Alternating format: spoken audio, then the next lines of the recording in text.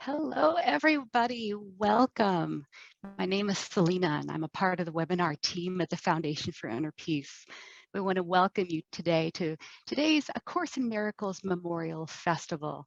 Today is about a day of resurrecting, celebrating, and memorializing those who've shown and shown A Course in Miracles way to love. Today's session is an international remembrance and of gratitude to those who have shown up for A Course in Miracles and for us. Of course, before and along with us on the journey to forgiveness and love, we will hear so many beautiful videos today, poems, essays. For probably the next three and a half hours, we will actually see how long this will go. But you're going to hear beautiful submissions, of course, honoring Doctors Helen Schucman, William Thetford, Kenneth Wapnick, Colonel William Whitson, and more recently departed Judith, Skutch, Whitson, and Dr. Robert Rosenthal, and many more. We're here to honor all those who have helped us to awaken to love. On today's forum, like I said, we'll be holding and sharing gratitude. So this is a love fest. This is going to come in a variety of forms: songs, stories, memories, and more, creative inspirations, prayers. So we hope you enjoy today's festival to witness and experience this wonder of our worldwide web of love. And so without further ado, it's an honor to introduce the president of the Foundation for Inner Peace, Tam Morgan. She is going to co-moderate today. Welcome, Tam. Thank you, the president. There have been presidents before me who we are honoring, and with me, co-president Robert Rosenthal, we knew as Dr. Bob. Usually we like to start with a prayer, but I has been guided to start with an explanation of why and how this event came to be. So welcome everyone to this memorial festival.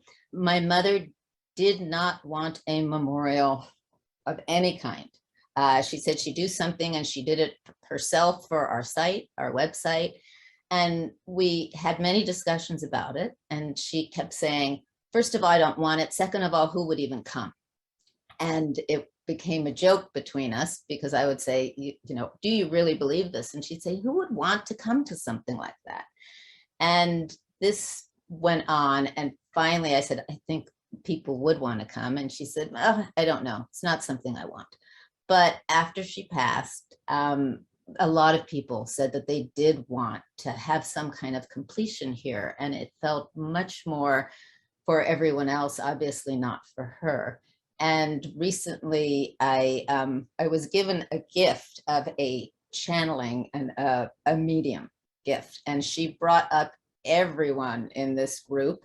It was very funny, and for a little treat later, if we have time, I'm going to read you, or I'm going to actually let you listen to a little piece of that reading that talked about my mother coming to terms in the afterlife about this service in itself, and thrilled that it's a festival. Absolutely thrilled that it's a festival. It's not just focused on her.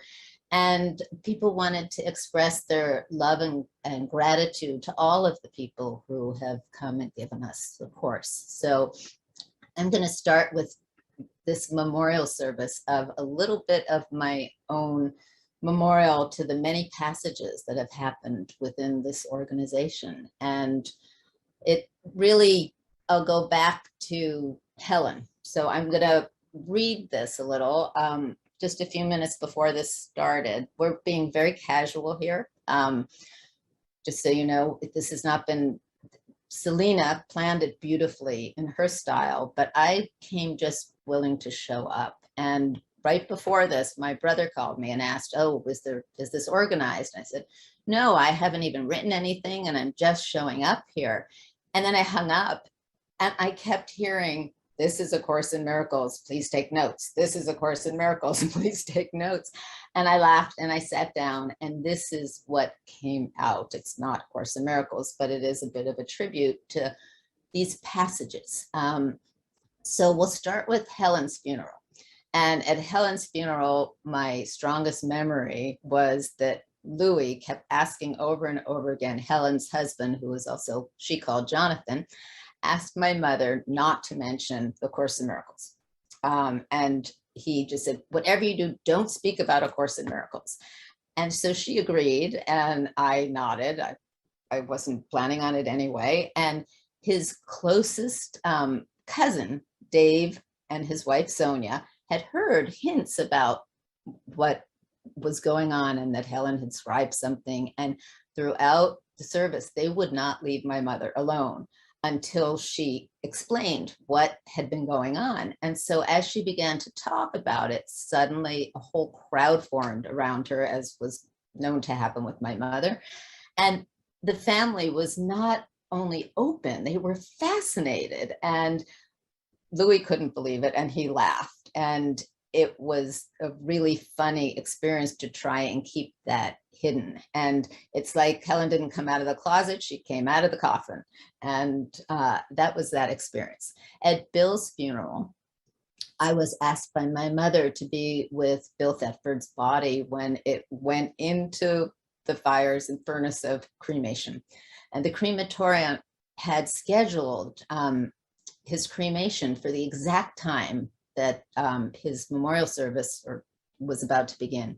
So my mother, who was very concerned in all sorts of ways and heard all these stories about mixing up bodies and not getting the right person to be burned that you get back and all of this, she asked if I would go. I would make sure he was wearing his shoes for some reason and stay with him as that happened. So I was with him during that while everyone else was in the service, and I came very late. And I got to tell my mother that yes, indeed, he had his shoes and it was him.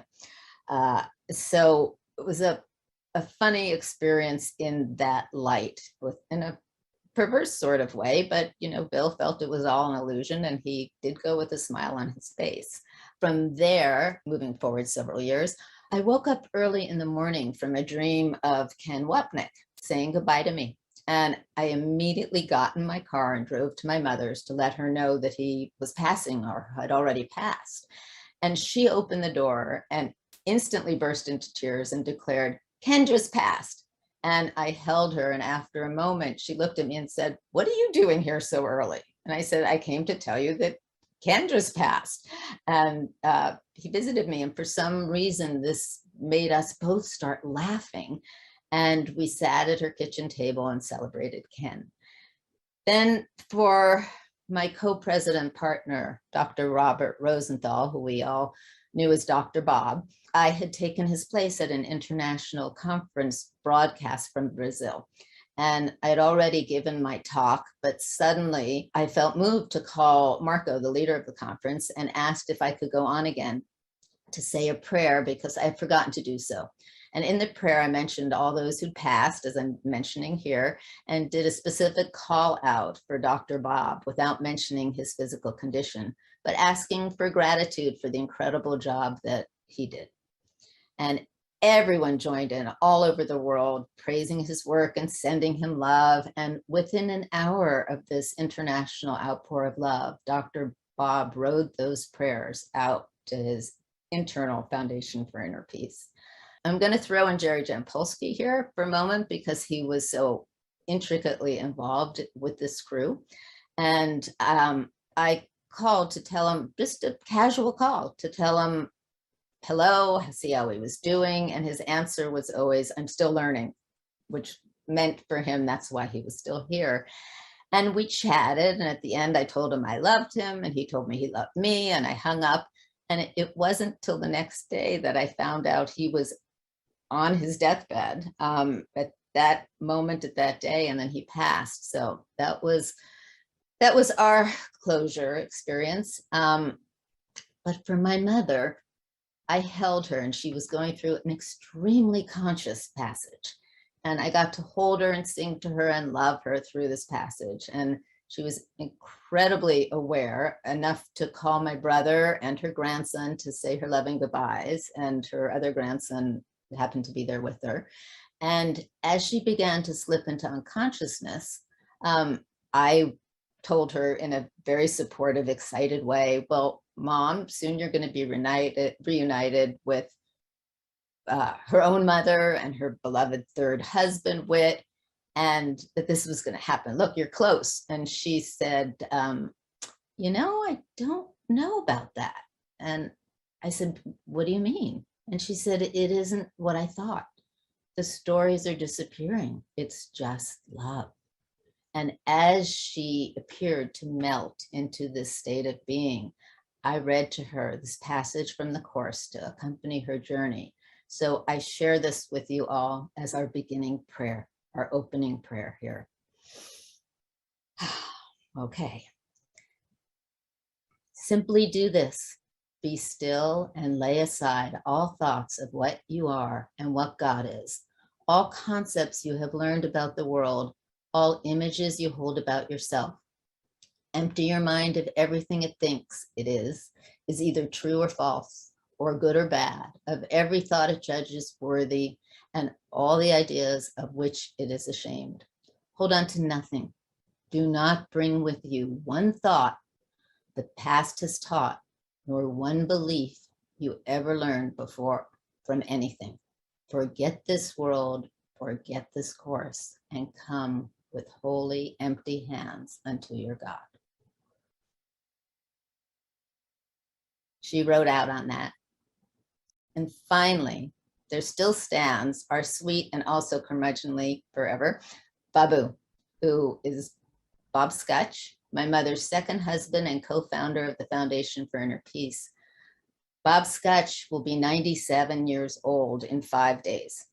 He is in really relatively great physical shape, and he might not say that, but because he can't play tennis anymore, but other than that, he's doing quite well. And when I asked him what keeps him here, he responded, my wife, Lee, and chocolate. Seemed fair enough. So he wrote to me this. He said, Tam, since I don't expect to be at the 14th of July celebration or any other place but our home, I'm asking you to read my centennial effort for Helen's Day, as today was Helen's birthday, Bastille Day. Please confirm receipt. I called him and I said, why don't you come? It's just on Zoom. And he responded, Zoom or in person, I've seen too many people in 97 years. So I read this for him, for Helen. July 14th.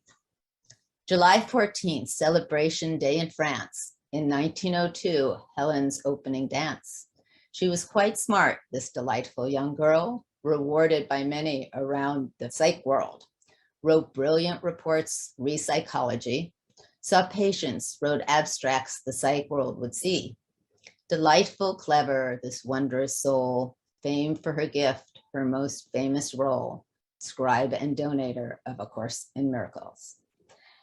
And so here we are to celebrate the lives of these people who brought to the world applied principles and exercises to change our perceptions from fear to love. Not a bad gift to bring this nutty illusion of a planet.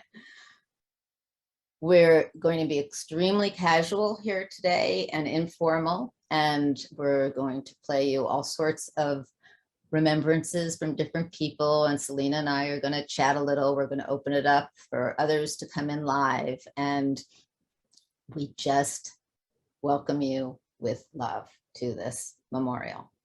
And remember, it's a festival, it's a celebration. Thank you, Tam. Yes, and something we talked about here at the beginning, take a moment, and wherever you are in the world, there's several hundred people joining us today. There'll be many more people seeing this at a later time. Take a moment and speak out the name of whoever brought you A Course in Miracles. We want to take this moment. It's something that actually happens in Judaism, in synagogue, and I'm familiar with that. It might happen in many other traditions, but the rabbi goes around the room and waves his hand and says during the memorial service to call out the name of the person who has recently passed. And we're taking that tradition and we're switching it just a little bit to bring in gratitude for whoever brought you the course, whether they're alive, whether they've passed, transitioned, as people are calling it now, just to bring them into the room. We're going to open the chat for a moment to type in that name. So if there can be a flood of typed in names in the chat window, if you want, to just bring it up. So it's just going to be about 20 seconds here, and you can tell me when it's over, Selena. Sure, But sure. Here we go. let's begin now. All around the world, shout out the name of the person who brought you the course, and shout it or write it into the chat. Absolutely. I'll say my mother, Judith Skutch Whitson. For me, there were a few people, but initially who brought me the book was an in-law named Pam, and I'll never forget that day. Want to hear about that? Yes, yes. I haven't. We Well, work you will. hard. There's so many beautiful submissions coming in. Yes, we see. John Mundy, Tom Crane. Some of these names Oh, you know, others. not. Yes, Lisa Natoli, William Lipkin, Russell Marianne Tarr, Williamson, David Michael, David Beaver, John Carol Wright, Howe. Tara Singh. I remember I had to wear orange for Tara Singh. Gary Renard, Richard Daniels Poor, and Judy Whitson. Beautiful. Beautiful. Okay, Thank you can continue that throughout. You don't have to stop at any given moment in the next however many hours. If you just want to put a name in, we'll know what it is. And feel free to do that. So fantastic. Okay. Thank you. So let's begin with this first set of remembrances. So would like to introduce to you some of these people I'm sure you may know. We have a first segment of video of A Course in Miracles, teachers, authors, and beloved Bob Skutch, who Tam just talked about. So we're going to go ahead and have Jim, our tech guy here. He's going to start us off. Well, actually, Carol Howe will start us off on the video. She's been teaching Course in Miracles for over 40 years, and she knew both of the co-scribes personally. So we'll have this segment kicked off with Carol Howe. We put out an invitation for anyone who felt like saying something and wanted to say something. This wasn't a request, it wasn't a requirement, it was truly an invitation. And you'll be seeing little clips. We asked to keep it 3 minutes. Many people went over, so we cut them a bit. And this is a first grouping. We're going to do it in 3 groups today and take little breaks from it. But this is the response from that. And we put them together. Thank you, Selena and Jim and Ethan, for doing that. Okay. Here we go. Hey there, everyone. What a great idea to celebrate the first family of our beloved course. This is a wonderful idea. Having been around A Course in Miracles for 45 years myself, I knew all of the original players, and that was a great honor. And I probably knew Bill Thetford the best. I probably spent more private time with him than with anybody else. And one of the most obvious things about him was his dedication to practicing what the course had to offer. So it became apparent after I realized what an extraordinary man he was that I needed to write his biography, which I did. And in the process, interviewed many people, did much research, and it became apparent that there would be no one else in the world as perfect to be the co-scribe of A Course in Miracles than Bill. So in addition to his dedication, he was a brilliant man, and he was very, very funny. Absolutely one of the funniest guys I've ever met. And I think a lot of people would agree with me about that. He was also very modest, took credit for nothing whatsoever, like modest to a fault. And he had a beautiful voice, a singing voice and a speaking voice. It had a very lovely healing quality to it. And a lot of people found it very compelling. They didn't care what he said. They just wanted to hear him talk. And I would agree to that as well. So at his time and space level, when he was involved in his academic work, what a lot of people don't realize is that Bill was a world famous psychologist in his own right, having nothing to do with the course. He was very involved for decades with research on something called the personality assessment system, which he thought was the most brilliant indicator, so to speak, of what made his fellow man tick, time and space stuff. But he was intrigued with it, did a great deal of research on it.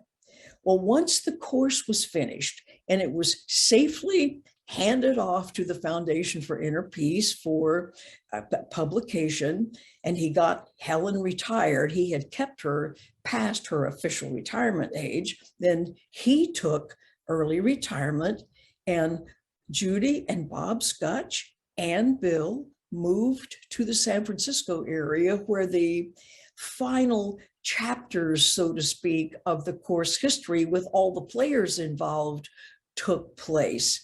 Oh my goodness, are we the lucky recipients of all of that?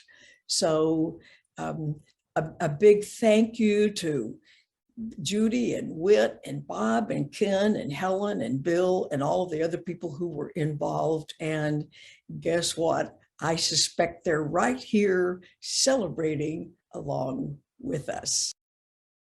Hey everybody, Gary and Cindy Renard here, and we just wanted to take a couple of minutes to acknowledge those who have gone before us and done so much for all of us and for the world when it comes to sharing A Course in Miracles. I want to thank Helen Schucman and Bill Thetford, two people who I never got to meet personally, but their contribution to the world is enormous, maybe bigger than we realize, because the people of this world will never live in peace until the people of the world have inner peace. And what Helen and Bill did to help bring that about in the future is inestimable. And it's just wonderful. And then of course, Ken Wapnick. Ken, thank you for being the course's greatest teacher, and also for being so kind to me. You didn't have to be, but you were, and I really appreciate it. Without you and without the permission and support of the foundations, I couldn't have done anything, and you're the best, and you always will be, and thank you so much. Judy Skutch, oh my God, Judy Skutch Whitson, I mean, what can you say? She flew 1,000,000 miles sharing the course. She literally brought the course to the world, and her and Bill Whitson, how we loved listening to their stories about the early days. And it was just wonderful, absolutely wonderful. And then of course, Bob Rosenthal.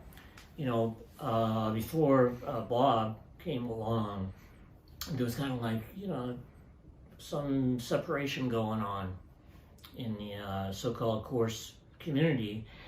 And when Bob and Tam came along, they kind of like washed over all of that and started to bring peace to the course community. And I saw it happen, in person with the teachers. So thank you so much, Bob. And God bless all of you. And you're the ones who made it happen. And the rest of us wouldn't be able to do anything if it wasn't for you. So thank you so much. You have our undying gratitude. I would also like to share some beautiful memories that I have of those that I did meet that came before us, including Judy Skutch Whitson and Bill Whitson, as well as Dr. Kenneth Wapnick and Dr. Bob Rosenthal. I did not, unfortunately, have a chance to meet Helen Schucman and Bill Thetford, but I am forever grateful for their amazing role and contribution in not only working together and finding a better way, right, that helped the whole course community find a better way. I want to acknowledge them for being brave and courageous to bring the message of the course course through. And I do want to share a very brief memory I have of talking to Judy one day when we came to visit her. I just decided to ask her, since she had done the course for so long, I said, Judy, how do you live your life every day? Like, day-to-day basis, how do you live your life? She didn't miss a beat. The first thing she said was, gratitude. Gratitude. And she didn't say anything else. And something really struck me about that. It hit me really hard, really deep, and made me think more about the line in the course that love is the way I walk in gratitude. My memories of Judy are a woman of great strength, great kindness, a great storyteller as well as wit, great kindness and storytellers, always amusing. And I loved dear Dr. Bob Rosenthal and felt I had a rapport with him as well and his contribution. He was so loving, and all of them, and Ken Wapnick, and just paved the way to help us all understand the course better, and I appreciate their uncompromising nature, so thank you. And I do want to introduce a song I'd like to share with you all that I made a recording of Amazing Grace, and to honor all those that came before us, I'd like to share this song with you now of my recording of Amazing Grace, and thanks to everyone in the whole Foundation for Inner Peace.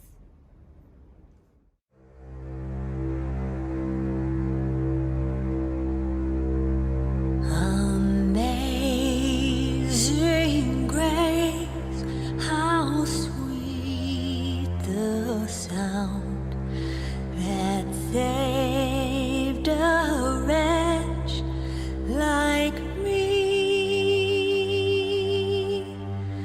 I once was lost, but now am found, was blind, but now I see.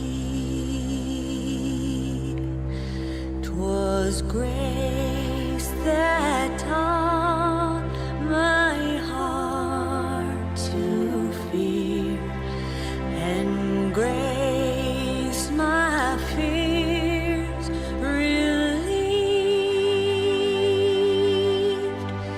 How precious did that grace appear the hour I first believed. Through many dangers, toils, and snares, we have already come. 'Twas grace that brought us safe thus far, and grace will lead us home. Amazing grace, how sweet the sound that saved a wretch like me. I once was lost, but now am found, was blind, but now I see.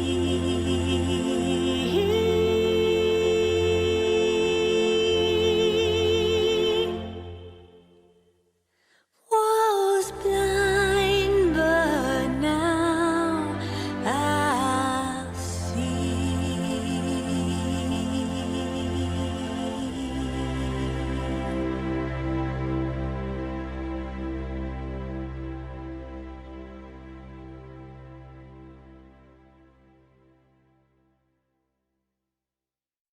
My name is Bob Skutch. And I have been connected to the foundation for 46 years, and which is half my working life. Anyway, I was very involved with the beginning of the course in terms of seeing the proofs and reading the course as a reader looking for mistakes and things like that. However, as far as being connected to Helen, who was the chief scribe, she had a big shield or something around her in terms of getting close to certainly me and maybe to other people, I don't know.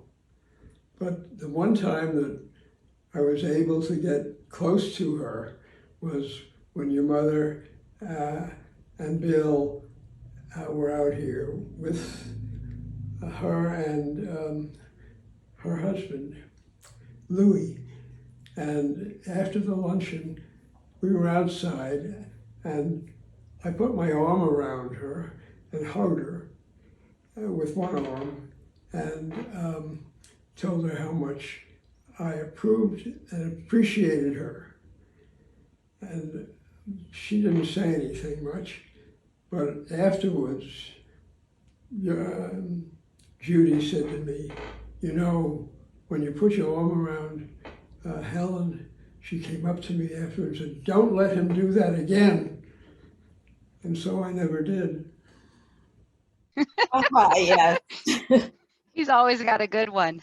He's always got a good one, and it's usually nice and short too. He's wonderful about that.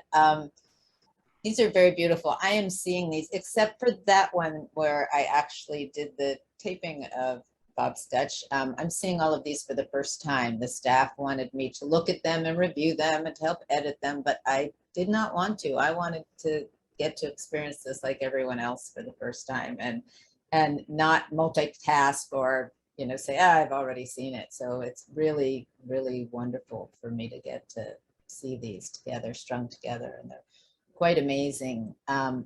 Just want to say as an aside here that Helen cared very much, as Bob kind of expressed in a certain way.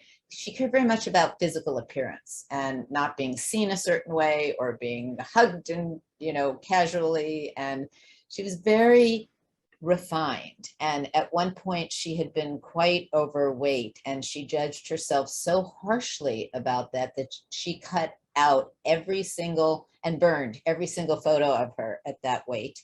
And only had the ones in later life where she was smaller. And my mother was overweight, and, you know, at a later date, Helen was not judging her of that. It was just herself in this. But she was very insistent that my mother always dress in a certain way when she was presenting. And it was a way that Helen felt was appropriate. So my mother was always concerned about that. And somehow this transferred onto me in a certain way where my mother was concerned when I decided to let my hair go white gray. And she felt like I might not appeal to a more youthful audience. And it was very funny because shortly after this, it kind of became in vogue for the youth to dye their hair white or strip their hair of color. But still today, I really thought of, you know, how to carry on. And in the spirit of this is not necessarily my mother's Oldsmobile that we're running the foundation in kind of current age appropriate way and hopefully more casual. I still put on something. I put on my mother's jewelry. I put on Helen's Phi Beta Kappa key bracelet with all of her keys on it. But I decided this morning to dye my hair. And so I dyed it blue and gold and put blue and gold all over so that we're in the course colors here, and wore the blue and gold dress. And what came up, which is so funny, is the moment I got on Zoom, you can't see it. And I just started to laugh going, okay, Helen, okay. It's, you know, you can still come in and clear it out. So I just want us to remember, as we're watching these beautiful memorials, the most incredible thing about the course, this is to me, one of the things that got me so realizing the authenticity of it, I should say, was because Helen and Bill, Ken, my mother, they were real people. They were not saints. They had so many different personality traits that could be prickly or could be wonderful, but they really, each one of them, of us, just real people. And with every possible problem to work through as everyone else. And that's why just the course coming through a very difficult relationship between two people, Helen and Bill, to show a better way to handle it, another way and a better way is what is for me extremely inspirational. So remember, as you hear the, if everyone continues in the saint-like stories, although Bob Skutch did ping that one, that please remember that they were real people too. And they brought wonderful things to us all, but it connects us much more when we know we can be as they are, and as they were, because they were exceptionally human. Tan, that was beautiful. Thank you. I have to tell you, I love your stories, and what you share is always so heartfelt. But people are giving you lots of love in the chat, either chatting in or sending you heart emojis, and they're saying, "I can see the hair color. I love it." Can you see it? Yes, a lot of people. Bruce Rawls says, "Blue and gold. Just realized those were Cub Scout colors." Early inspiration for the course. Okay. So you're getting a lot of love. I also want to thank everybody for keep chatting in. It's so great to see your responses and the heart emojis coming up. So we encourage you to do that. Lots of them were coming up when during the videos for the Renards, Carol Howell, and of course Bob Skutch. So that was awesome to see too. I'm going to share something about Bob Skutch. Please. It's a little something. So we call him Babu, and most people within the organization call him Babu. And talk about real person. The reason we call him Babu is when I was growing up, Bob Skutch had two sounds he made when he burped. One was bebop, and the other was Babu. And when my son was born, and Bob asked, what should he call me? I'm a stepfather once removed, and he calls himself my out-of-step father. This came up, and I suddenly realized, Babu, we're calling you Babu. So now so many people call him Babu, but very few know that it was after a burp sound. Just going to share that little real person moment. That's a very real person. New information all the time coming from Foundation for Inner Peace. That's awesome. Maybe they'll make the archives. People are laughing and still sending you love, Tam. So this is great. Okay, so I think we may be ready. I'd like to kick off the next segment of videos. More teachers and musicians, and I think a lot of these people you'll know, and it's beautiful what you'll hear. So let's go ahead, and we're going to have Diane Brooke-Gusick start us off. My name is Diane Brooke-Gusick. I'm a teacher of A Course in Miracles for many years. I teach it now online. I knew three of the founders very well, two of them as very close personal friends, one as a dear friend. I've spoken a lot about Judith Skutch Whitson, so I'm not going to speak about the professional Judy, but I'm going to speak about my girlfriend, Judy. She was happiest when she was working for Spirit, and she was always attuned to be working for Spirit. Judy was just a woman who bubbled with joy. I think if there was any takeaway, because she did not want a formal tribute, but a tribute that she could share with people, if there's any takeaway from Judy, it's until the day she died, and she was well into her 90s. She was reading from the Course. She was thinking about what it meant in her life. And as a close girlfriend, I was privy to times in her very final months when something would come up and would upset her or would frighten her or would throw her a bit. And she would call me and she would laugh and giggle and say, isn't this silly with all that I know? I'm still upset. I'll give it to Spirit tonight. She never missed a beat. She gave it to Spirit before she went to bed. She woke up the next morning and she had a different perspective, which she existed in. She didn't vacillate. So if there was anything I would say about my dearest Judy Skutch Whitson, it's that she lived the action, the motion of looking. My relationship with Dr. Kenneth Wapnick was a different relationship, although I'm honored that Ken called me friend. I knew Ken as a mentor. From the day he held the course in his hands, like an enlightened being, he knew the bottom line of A Course in Miracles. And yet, when it came to the personal level, and very much of my relationship with Ken was relaying my stories and translating it into the course. So whether I relate a problem or a challenge or a drama or a delight, Ken never course talked me. He never forced me to go to the bottom line. He met me on the rung of the ladder where I was. He always managed somehow to translate it into course terms, even without doing it as a formal teacher, but somehow he got me back on the right ladder. And the important thing to me was when he was all finished with meeting me on the rung of the ladder where I was, he would look me straight in the eye and he would say, "Go deeper, Diane. Take this deeper." So if there was any takeaway I had with Ken, it was stay open to more. Go through all the dualistic steps. Tell me about Diane's drama with whomever she was dramaing with. Tell me about Diane's relationship with Jesus. But don't stop there. Be open to more so that essentially you go beyond the dualistic to the truth. Judy and Ken were two lights in my life that were two of the most important people in my life. I only know Bob Skutch. I say only, but it's not a minor only, but I only know Bob Skutch as a colleague, and yet I consider him a friend, and I think he considers me a friend. I met him in 2014. The thing about Bob is he's always concise. If something could be said in 10 words, Bob can say it in 5. He's always playful. He has a very fast sense of humor. Today, he is just a couple of years short of 100 years old, and he still has the perfect quip to capture a moment.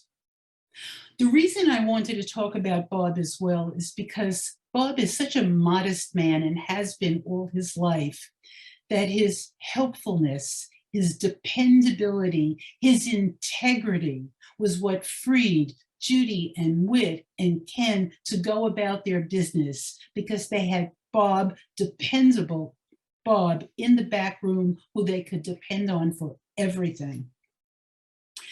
After Judy died, I asked Bob a very personal question, and I gave him an out. I said, you don't have to answer me directly, Bob. I will understand it if you don't want to, but so many people ask it. Bob was Judy's second husband. Judy met William Whitson while she was married to Bob. She left the marriage with Bob. She married Whit, and then the three of them ran the Foundation for Inner Peace like a seamless three-legged stool. And so after Judy died, I asked Bob how he could continue in Foundation for Inner Peace, working alongside of Judy and Whit in what had to be a major act of forgiveness. Bob's answer was simple. I think the simplest answer, he said, is that we each had our own responsibilities and we each completely trusted each other to do the right thing, which is why there were no conflicts.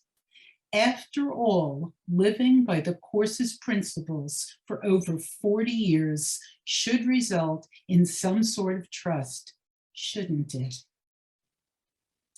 3 very different personalities, very different presentations, 3 very different relationships with me.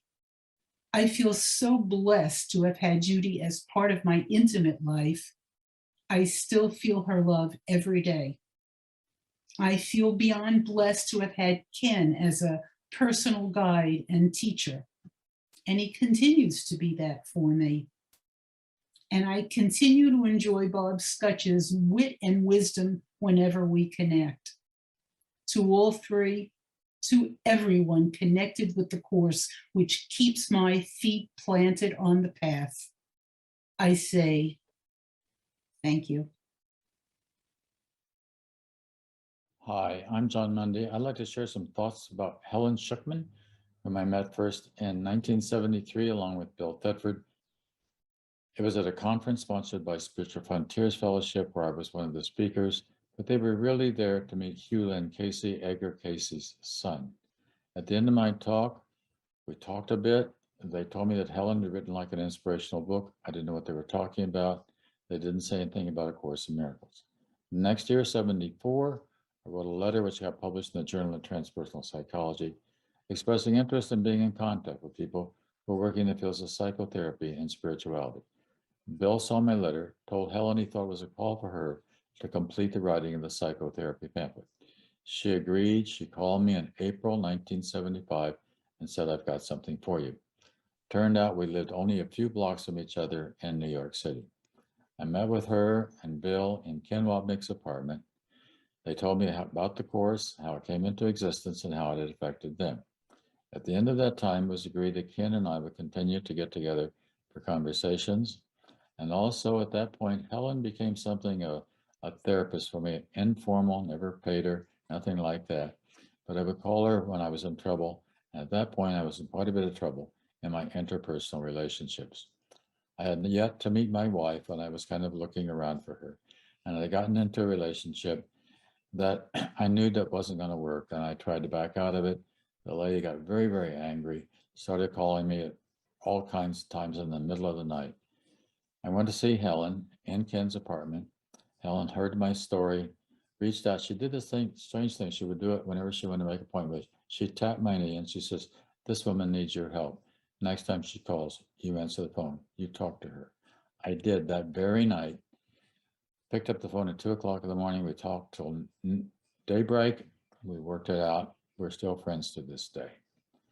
There were many other instances like that where Helen was very helpful, always on the phone. If it was really important, I would get to meet her at Ken Wapnick's apartment.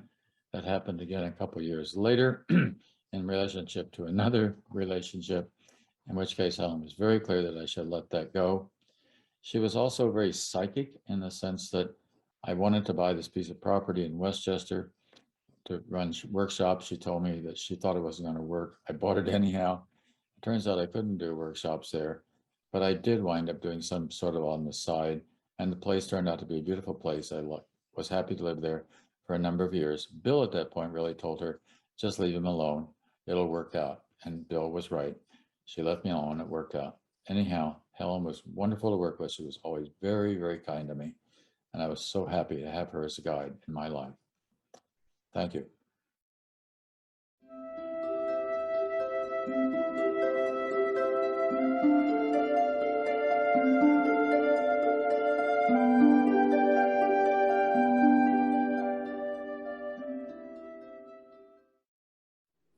Dear Tamara, thank you so much for inviting me to speak on this Memorial Festival. I'm really so happy that I can share something. I'm just thinking of the first time that I saw A Course in Miracles in the library. I just remember grabbing it out of the shelf and just literally holding it against my heart, and I was just hugging it. And I remember having the thought, like, this book is going to change my life. And I had no idea how that was absolutely true. And today, I can't even express my gratitude to everyone that has gone before me, all the students, all the teachers, everyone that has brought this this roadmap back home, back to God, back to the remembrance of who I truly am, into this dream. I can't even. It's my heart is so big and full of gratitude for everyone, for Helen and Bill, of course, for Ken, for Judy, whom I really felt was my spiritual grandmother, for Bob, for Tamara, for everyone at the Foundation of Inner Peace, for all the other teachers, all the other mighty companions all over the world, the ones that are physically not here now anymore, the ones that are still here. Just a heart full of gratitude. And I'm actually right now in Florida. I'm on tour to bring my music that is completely inspired by A Course in Miracles, in a lot of events at the East Coast. And my friend Jeffrey here, who is sitting behind the camera, had the idea that I could maybe make a little text of a part of the course, the section "What Am I?" Beautiful little piece, to put that into some music and a melody, and I was just playing it, and I was really feeling inspiration. So I wanted to share this part because I feel, this truth of this section, "What am I?" That is what A Course in Miracles is teaching us, and is bringing our awareness back in remembering this. What am I? Who am I?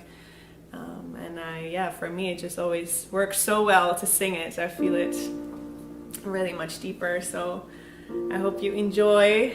And again, just 1,000 million times thanks. I love all of you. So grateful for all of you. And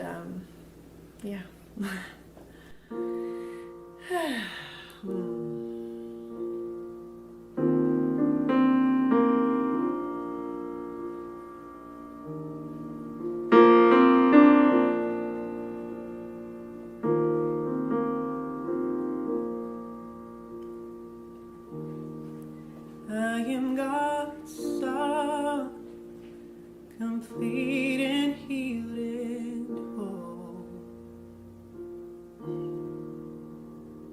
shining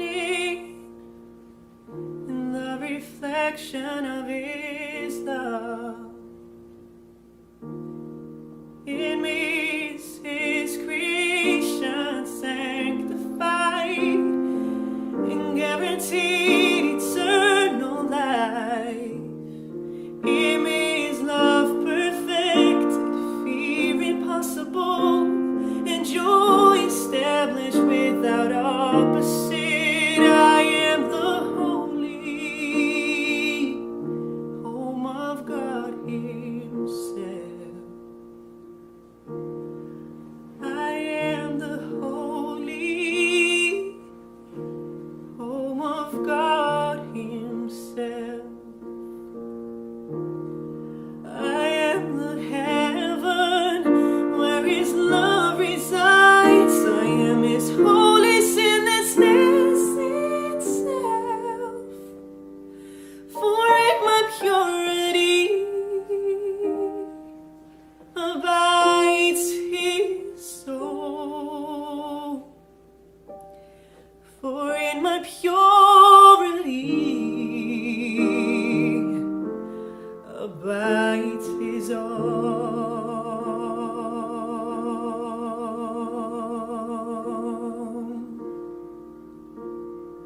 I am God's son, complete and healed and whole.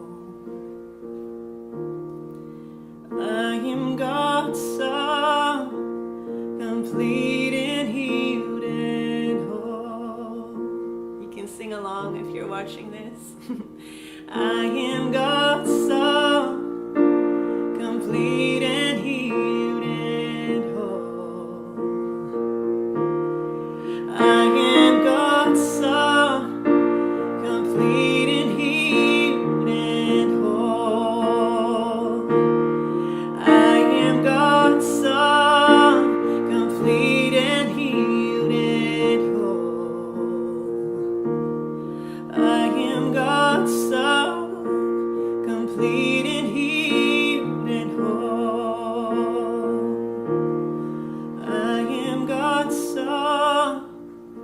complete and healed and whole.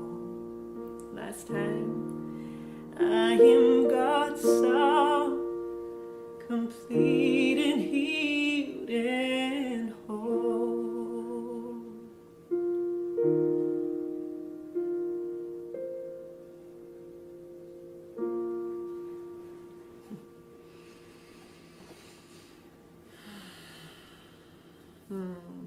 Thank you all so much. Lots of love.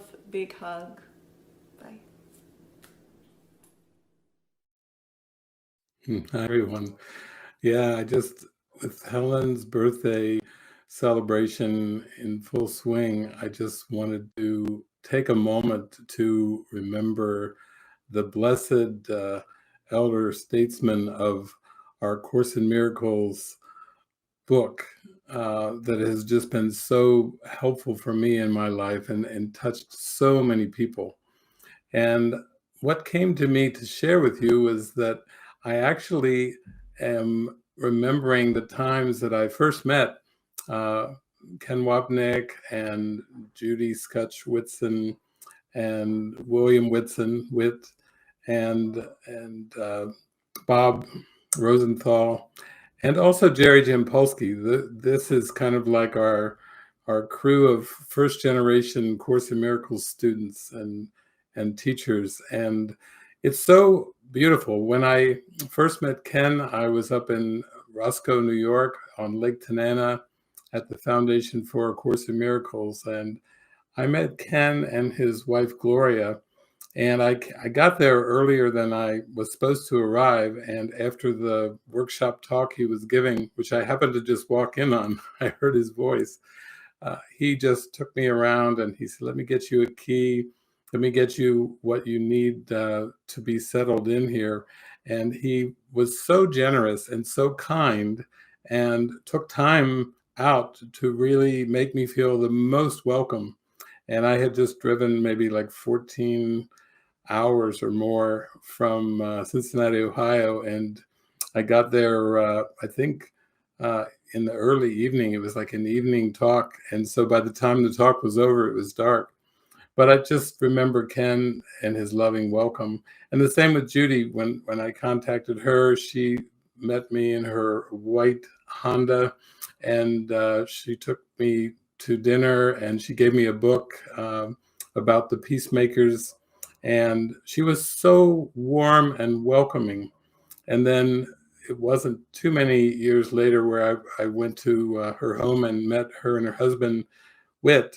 And again, Whit was a gentleman. He was so kind. He was just so sweet. And the same, it goes on with Bob. When I met Bob, he was so generous and kind. And with Jerry Jampolsky as well. It just was the most generous welcome that I can say I have felt. And these were the Course in Miracles elders. These were the ones that really led the way. So we're here to celebrate Helen's birthday and thank all the beloved elders. I know that we were all feeling that. I see all the hearts coming up. That Yay, was the heart. so beautiful. Thank you, Diane, John, Netta, David.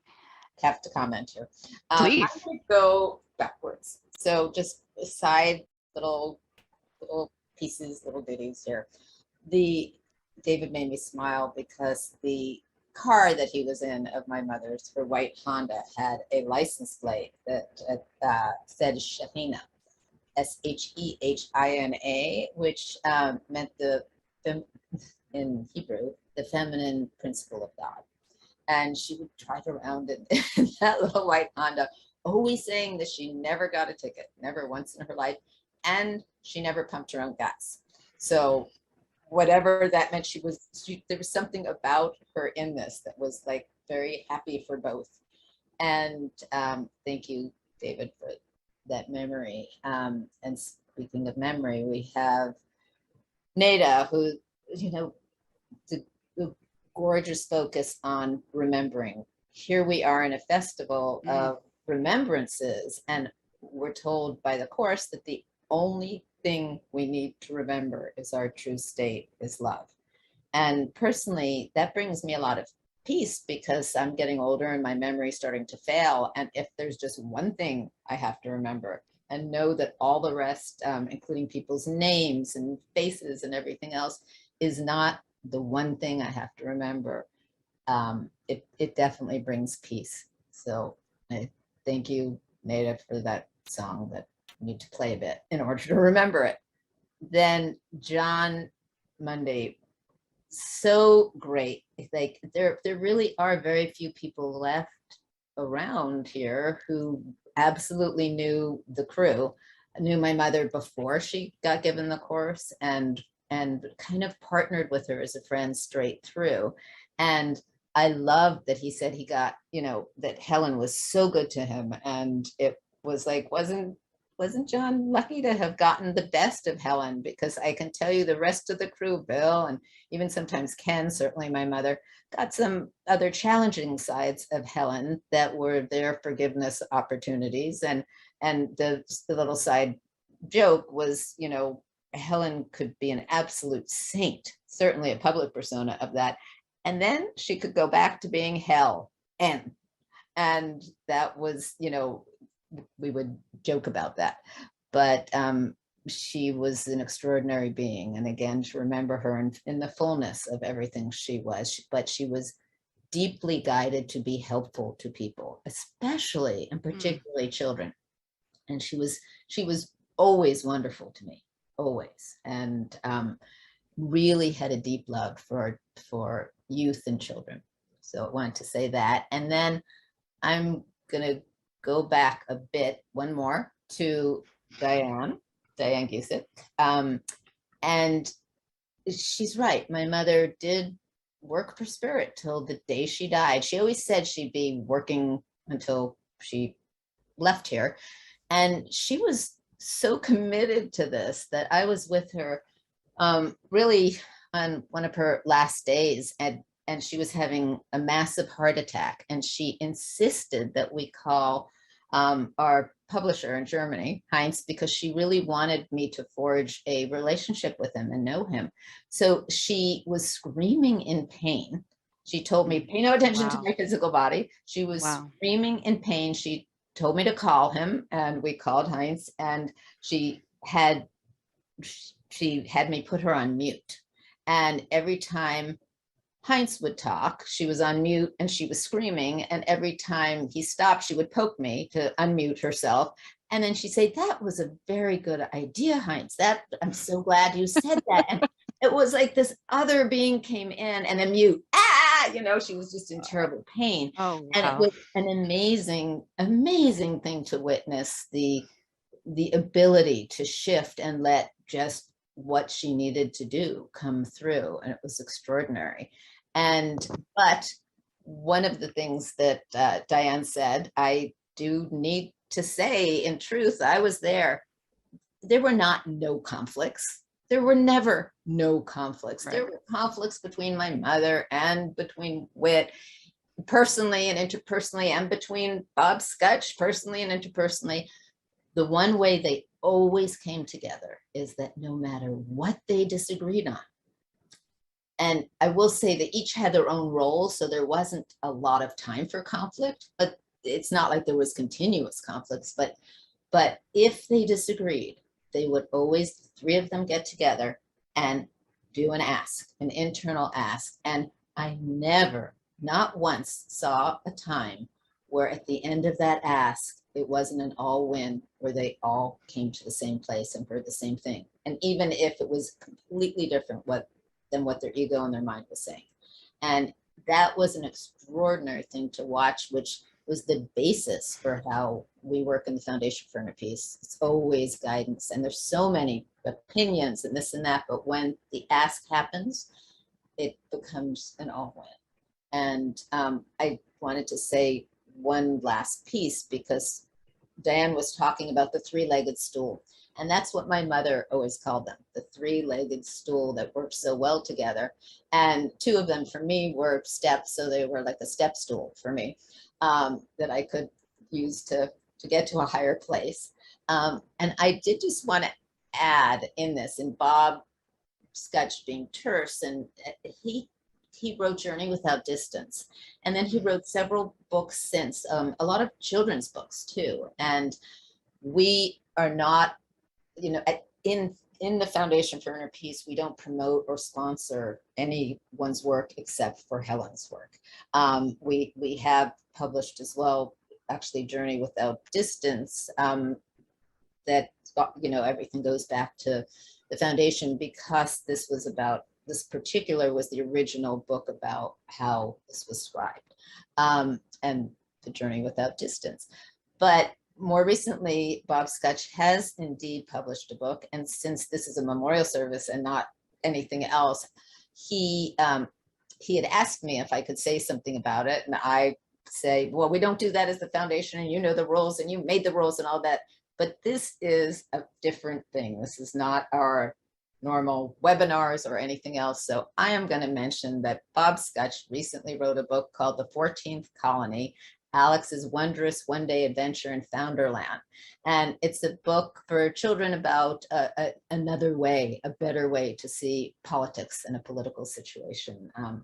And so I just wanted to mention that the guy is still cranking it out. And when I say cranking, sometimes he's crankying it out, but he's extraordinary. And the ability for him to get divorced from a woman who he really did love tremendously, and they got along. They did not have a lot of conflicts, but the guidance of what moved my mother elsewhere, and that he opened his heart within those challenges, because it was not easy. And anyone who said it was and he just stepped aside, that's not the truth of it.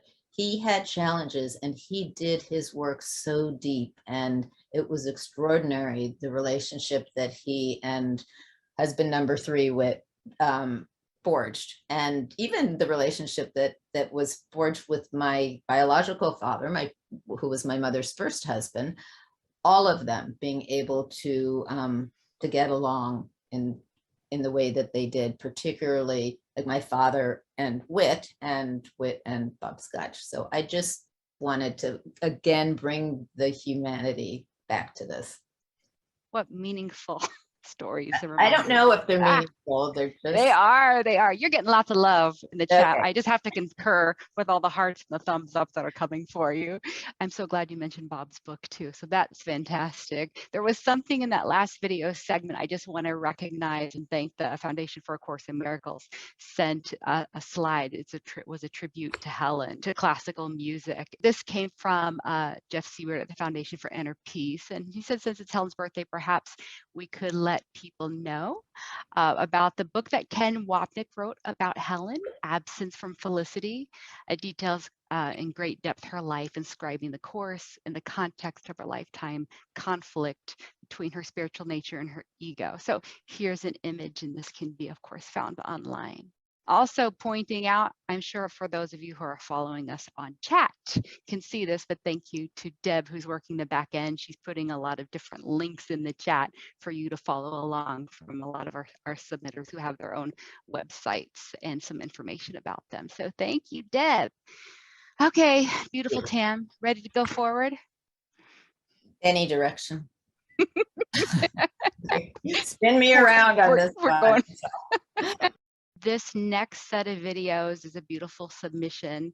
2 videos about Dr. Gerald Jampolsky and his contribution to A Course in Miracles, a little bit more about who he was.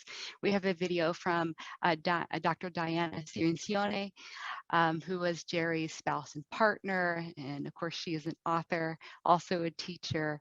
So you'll be hearing about that next. And it will go into then a beautiful journal entry to music by Dr. Jerry's son, Dr. Lee Jampolsky. So enjoy what's coming up. Thanks so much. Go ahead, Jim. Hello, everyone. This is Dr. Diane Cirincione Jampolsky, speaking to you from Sausalito, California, not far from the Foundation for Inner Peace. And even though I can't be with you in person today, I did want to leave some thoughts for the day. And Tam and all your staff, thank you so much for bringing this beautiful day together. For those of you that don't know me, I'm the founder and executive director of Attitudinal Healing International, and I am the lucky human being that got to be partner and spouse and husband to Dr. Jerry Jampolsky, together for 40 years. And any of you that know Jerry and myself, you know that Jerry's journey began with A Course in Miracles, the transformational journey, when he was 50 years of age, and he and Judy, as beloved partners, friends, brother, sister in relationship, and really working to make the principles of the holy relationship, moving from a special to a holy relationship, to really bring them into fruition in their lives. Until the last moments of their lives, they remain the closest and dearest of beings. And I was lucky enough to be a part of those lives, you know, along with Bill. I don't think there are enough words to say how grateful I am, and certainly Jerry is and was, for A Course in our lives. For close to 40 years, every single morning we read the Course. And it helped shape our growth, our spiritual path. And while we celebrate all traditions in the world, our deepest gratitude is for the simplicity of, and the beauty, and also the complexity of A Course in Miracles. What's that? Simplicity is difficult for confused minds to understand. Jerry honed the 12 principles of attitudinal healing from the basic Course principles. And along with Bill's help and with Judy and Helen in those early days in the 1970s, and starting in 1975 when Judy handed him the manuscript. And as a militant atheist, he really wasn't interested in it, but he said he couldn't refuse Judy. And he had an amazing, mind-blowing experience. And he knew in that moment his life was going to be dedicated to service, and he felt the presence of all that is. So for the foundation, for Judy, very, very, very specially, and Tam and everyone else that's working so diligently and lovingly to continue bringing this message out in the world into so many languages. I love you all dearly, as I think you know, and I am forever grateful for this journey that we're all on together. So take care, and I look forward to seeing many of you out there in the world. And for those that I will never meet, I also send you my deepest love. Thank you.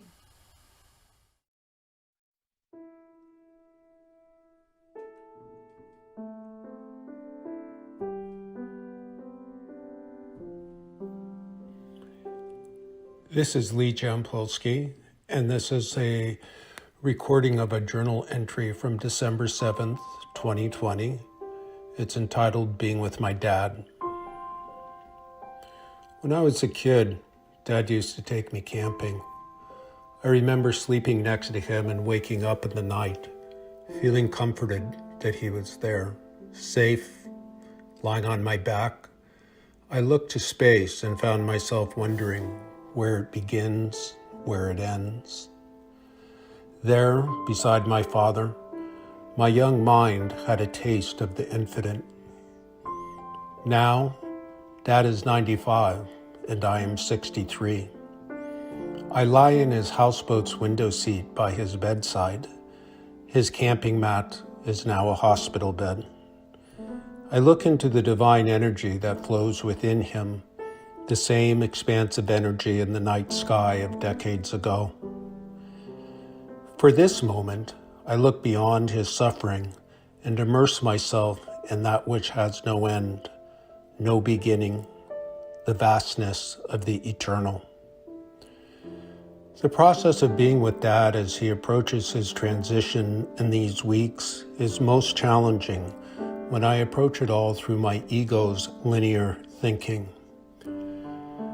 His earthly life began in 1925 from 2 Jewish immigrant parents, and he grew into a man of growth, courage, service, and achievements. Now his body is slipping away, day by day. But this linear sequence of life events is not his essence. Whereas my linear thinking argues that everything has a beginning and an end, I can focus today on that which is within and around him and never dies. The divine energy flowing through Dad that inspired all the miracles in his life. Experiencing even a glimpse of the infinite and eternal helps me rise above the suffering he is having, knowing such struggles are inherently impermanent.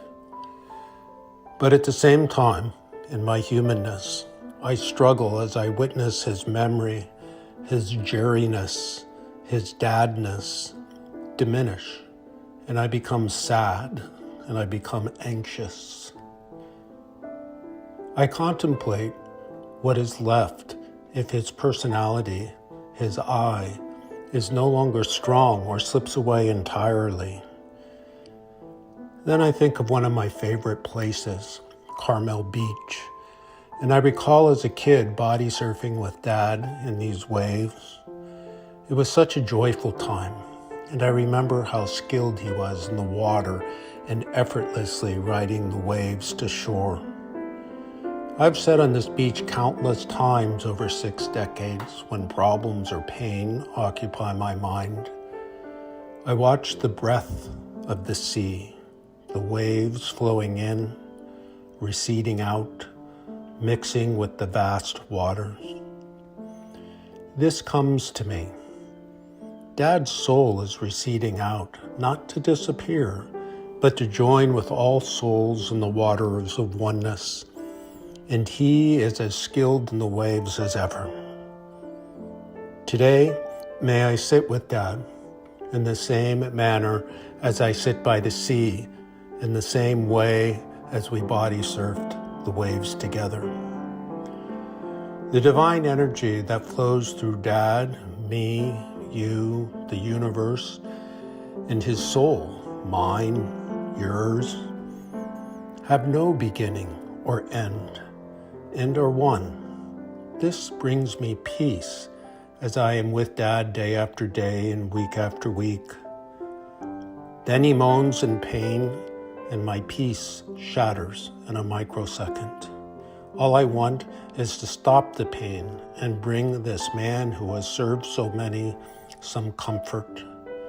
And then, in the times where I can recenter again, I realize the way I can help the most is to do my best to stop seeing only his suffering and to stand witness to his receding soul returning to the sea of soul and the divine energy flowing strongly through him.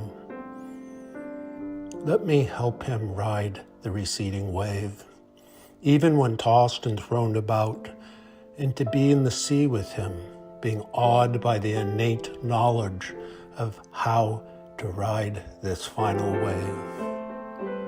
It is unlikely I will do this wholly and purely in my human experience and be yanked back by wanting his suffering to stop.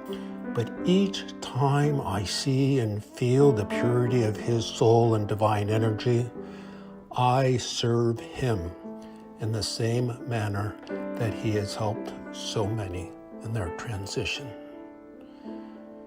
The most concise way I can remind myself of this is to say often to myself,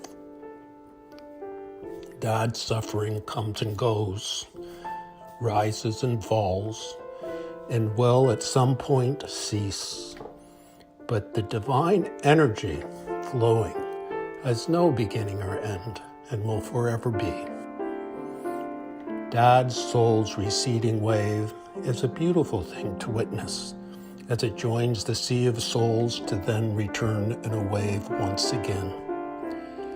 If I went to see the essence of Dad, I focus on the divine energy.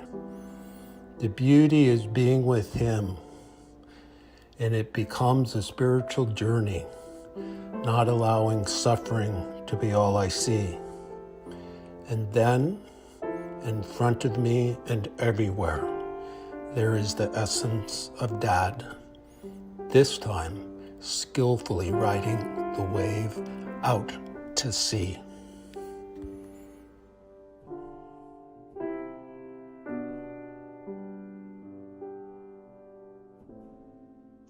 Wow, thank you so much for those moving tributes. Yeah, I will say Lee is a friend since I was 16, and we both lived through a lot of Course in Miracles speak for years and years and years and years. He embraced it long before I did. And his father was definitely a guiding light for him in so many ways. But it's just a beautiful, beautiful tribute and a beautiful being. So thank you for that. Lee, I got to know, there is a reason for saying this, through the relationship between Jerry and my mother over the years. And they were, Jerry was the one who practiced the Course first with my mother. And they had a very challenging relationship in their own way.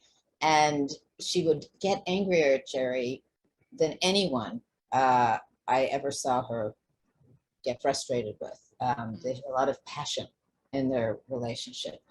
And they finally came to a peaceful place. And I remember that Helen said to my mother, "Oh, you won't know if you're at a peaceful place till another woman comes into Jerry's life."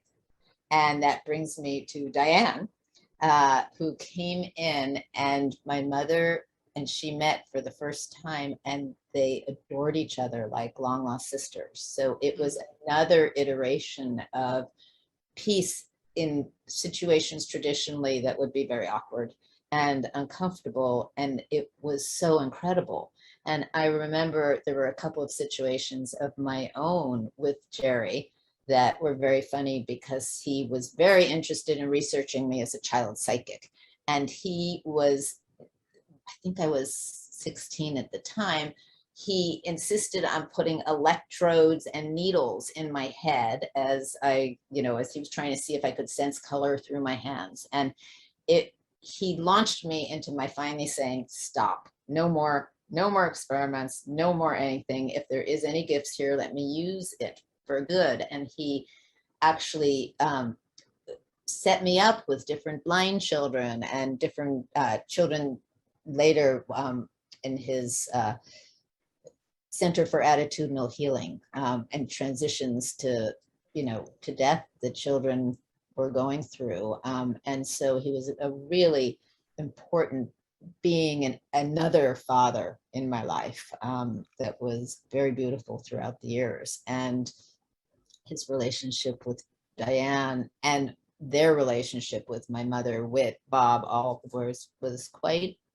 remarkable, and really lasted till the very last moments of their lives. Jerry would come over every Thursday and be with my mother, and he could hardly hear anymore, and he could hardly see anymore, but man, he was going to make it each Thursday. And my mother would say, "Jerry, why are you coming?" He'd say, "To be with you. I've been with you through so much. I'm going to be with you to the end of one of us, or to the passing of one of us." And so he did, and it was quite exceptional.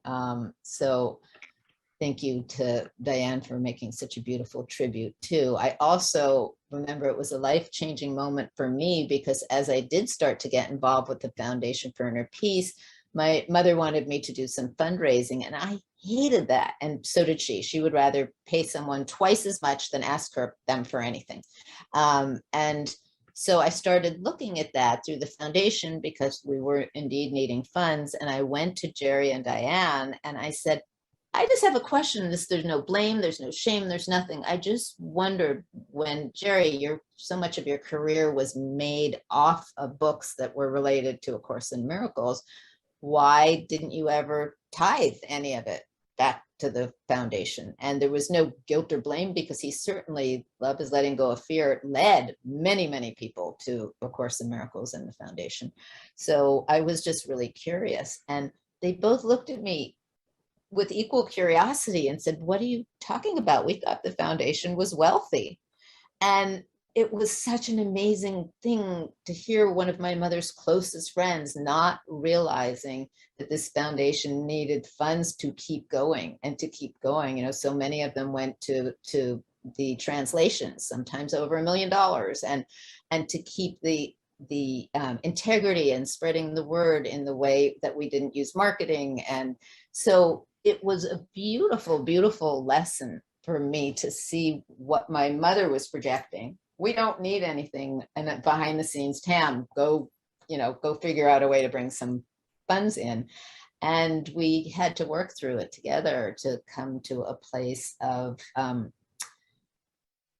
balance of that. And I will say that after that conversation, in tremendous kindness, Jerry and Diane did start contributing, and not that they needed to. They contributed enough by being who they are, and those contributions are asked for from the heart, not from there is a necessity of a sort, but that's just in the world of form. But truly, that knowledge of only give if you want to give.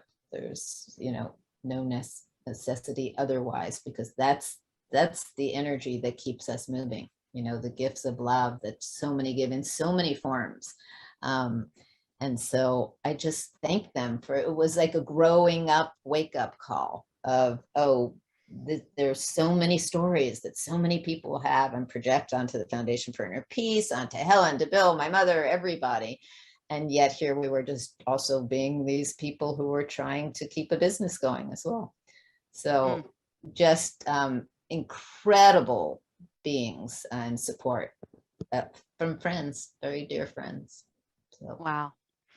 So cool. Thank you, Tam. Tam, you wanted to read something Yes, I special. do. Okay, hold on. It's a message from Ronnie Whitson, who couldn't get it together before the deadline, or really till this morning.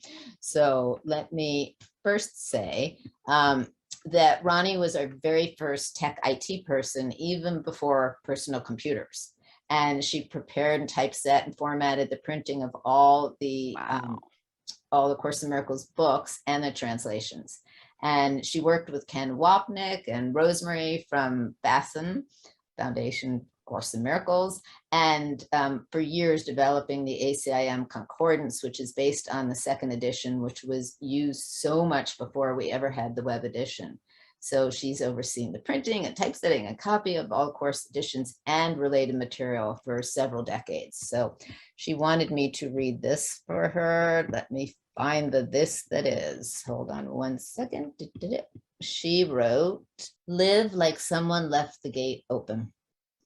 Ivor and I knew Judy and Whit for 38 years. Over the years, we worked together, played together, prayed together, and laughed and cried together. Together, we went to movies, concerts, Broadway plays, on walks, and enjoyed picnics on beaches and mountains, and so much more, always with much love and laughter. What I will always cherish most about Judy and Whit was their unconditional love that surrounded us whenever we were together. Today, we're all celebrating Judy's amazing life and her love and devotion to the Course, and her lifelong commitment to honor the trust that Helen Schucman placed in her hands when she handed over the Course to her to be its publisher. As Helen handed over the care of her book to Judy, so did Judy hand over its care to her daughter, Tam. Okay, I haven't read this yet, so we're in it together. When Judy was suffering through the last weeks of her life, she often told me how blessed she felt that Tam had moved into being the person who would take over the reins of her beloved foundation when she died. She joyously watched Tam's early days as co-president with Dr. Rosenthal at her side, and was overwhelmed at how Tam had stepped into the role of leading the foundation into the future. Helen's book continues to be in good hands. Today, we celebrate the legacy of Helen Schucman, Bill Thetford, Judy Whit, Bob Rosenthal, and Ken Wapnick, and many more, that is now being carried forward by Tam and all the people who work with her at the Foundation for Inner Peace. I know you probably can't read what's on my t-shirt. It says, "Live like someone left the gate open."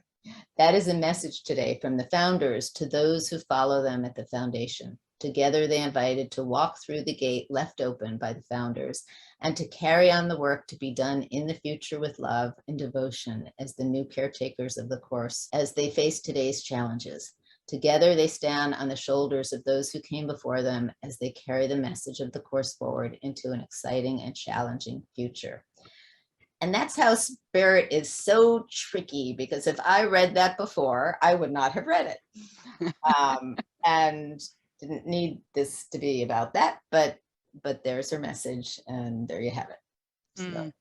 It was great. You're getting thanks and love. So thank you, Tammy. Thank you, Ronnie. Thank you. Okay, so I'm going to go ahead and introduce this next segment of videos. We have another singer-songwriter coming up, and we have an author, a writer you'll be hearing from, but we're going to kick it off with Sharon Abreu, who happens to be the cousin of Louis Schucman, and who is married to Helen Schucman. So Louis Schucman. Jonathan. And so we'll go ahead and start it there. Hello, I'm Sharon Abreu. And I'm Michael Hurwitz. And we live on Orcas Island in Washington State. We were friends of Judy Skutch Whitson and Whit, and just really miss them and just appreciate their support of us, our friendship, and our music. I am a cousin of Helen Schucman's by marriage, and I knew Helen when I was a child. I spent a good bit of time with Louis when I was a teenager and attending NYU, and Louis was a great support in my life, and I miss him a lot too. And if I hadn't known Louis and Helen personally, I don't think I ever would have picked up the chorus, because my family was Jewish and we were like, oh, that, no thanks, that's about Jesus, whatever. But we had an experience here in our house back in 1999 where we had dinner with two couples, and it turned out they had both read The Course in Miracles and they were so excited about it. And so I said, look, we just got to get this book and just read it. Can't hurt to read it. And it has really, really helped us in our lives. It helps me every day. And because we're musicians and singer-songwriters, and I decided, I'm going to set some of these to music. I started out with, I realized you could sing a bunch of lessons to The Farmer and the Cowman from Oklahoma. And then I said, wait a minute, I got to find some other melodies for some of these. So this one is a setting of Let Miracles Replace All Grievances, which I think is a really good one for us to hear at this period of time right now, such as it is. Okay.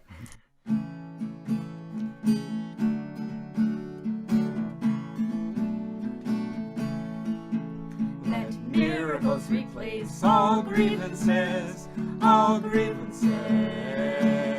Each decision that you make is one between a grievance and a miracle. Today we go beyond the grievances to look upon the miracle instead.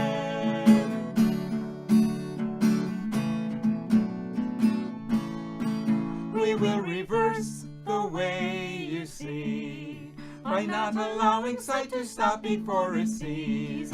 We will not wait before the shield of hate, but lay it down and gently lift our eyes in silence to behold the Son of God. He waits for you behind your grievances, and as you lay them down, He will appear in shining light.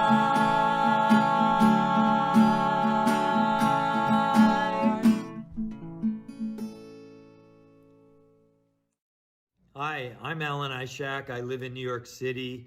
I found the course back in 1986 at a class with Diane Gusick at the New York Open Center, and it was Diane who pointed me to Ken and Gloria Wapnick and their Roscoe Center. I probably attended a half a dozen workshops there over the years and got to know Ken a little bit, and he was really the first member of the first family of the course who I knew personally. And the thing that always impressed me with Ken was his spiritual comedy, which I found so reassuring. It was never denigrating. His humor was always uplifting, and it really helped me a lot when I confronted what I think he called the gory details of the course, this stuff that always makes me want to run. I was reading an article on Jesus in Ken's 1990s newsletter, I think it was called The Lighthouse, and I was accusing him of taking Jesus away from me, and I signed my letter Deflated. And he wrote me back as Abigail Van Buren, the famous advice columnist, and it went like this: Dear Deflated, Ken Wapnick sent me your letter to answer since he believed it reflected a problem with which he felt in no way competent to deal. Whose fault could it be but yours that you expose yourself to such spiritual mishigas? Moreover, I feel rather disheartened that some of my loyal readers have turned into Jesus freaks. Ken certainly would not want you to make a big zimus of what is essentially a farsnavit. He's so Jewish sometimes, isn't he? And he feels it would certainly be a mistake to give up your trust in the presence of Jesus' love in your life. By the time I finished reading Ken's note here, I couldn't remember why I was upset, I'm sure, and I didn't care. I just wanted to, thank Ken and Helen and Bill and Judy. I have so much gratitude for them for ushering in the course, and I thank you, Tammy, now, and everybody at the Foundation for Inner Peace for continuing their legacy and making the course available to all of us who not only find it reassuring, but basically rely on it for sanity every day. Thank you so much. Love you all. Take care. Hi, everyone. Thank you for being here. I feel so honored to be here and so grateful to sing a song for you today. This song is for the ones who walked before us, and it's called Eternal.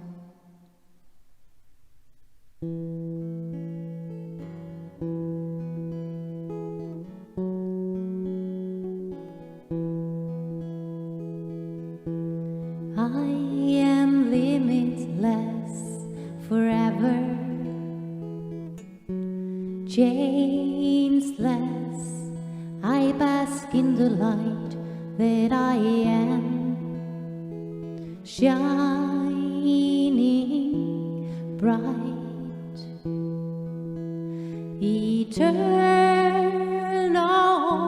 soul, never born, an innocent child, the Holy Son.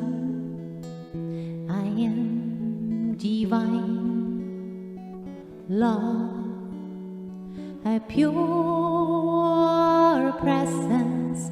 I am bright and whole, the one creation, eternal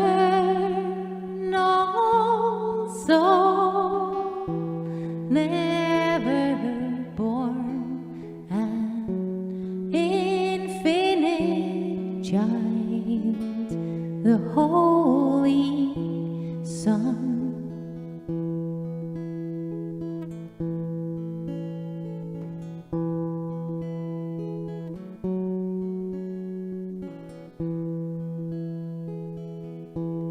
I am eternal, silence, I'm everywhere. I am heavenly and holy, the one self, eternal soul, never born, an innocent child, the Holy Son. I am divine love, a pure presence. I am bright and whole, the one creation, eternal soul, never born, an infinite child, the Holy Son, the Holy Son of God, eternal love, never born,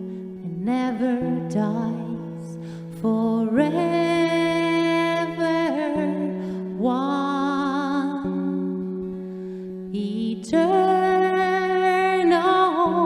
soul, never born an innocent child, the Holy Son.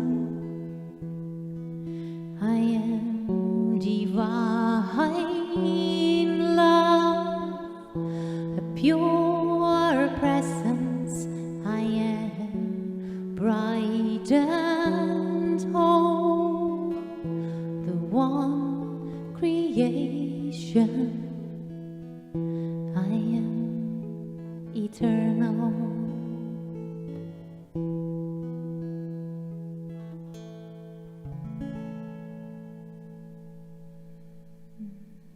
Thank you. Thank you so much. Thank you.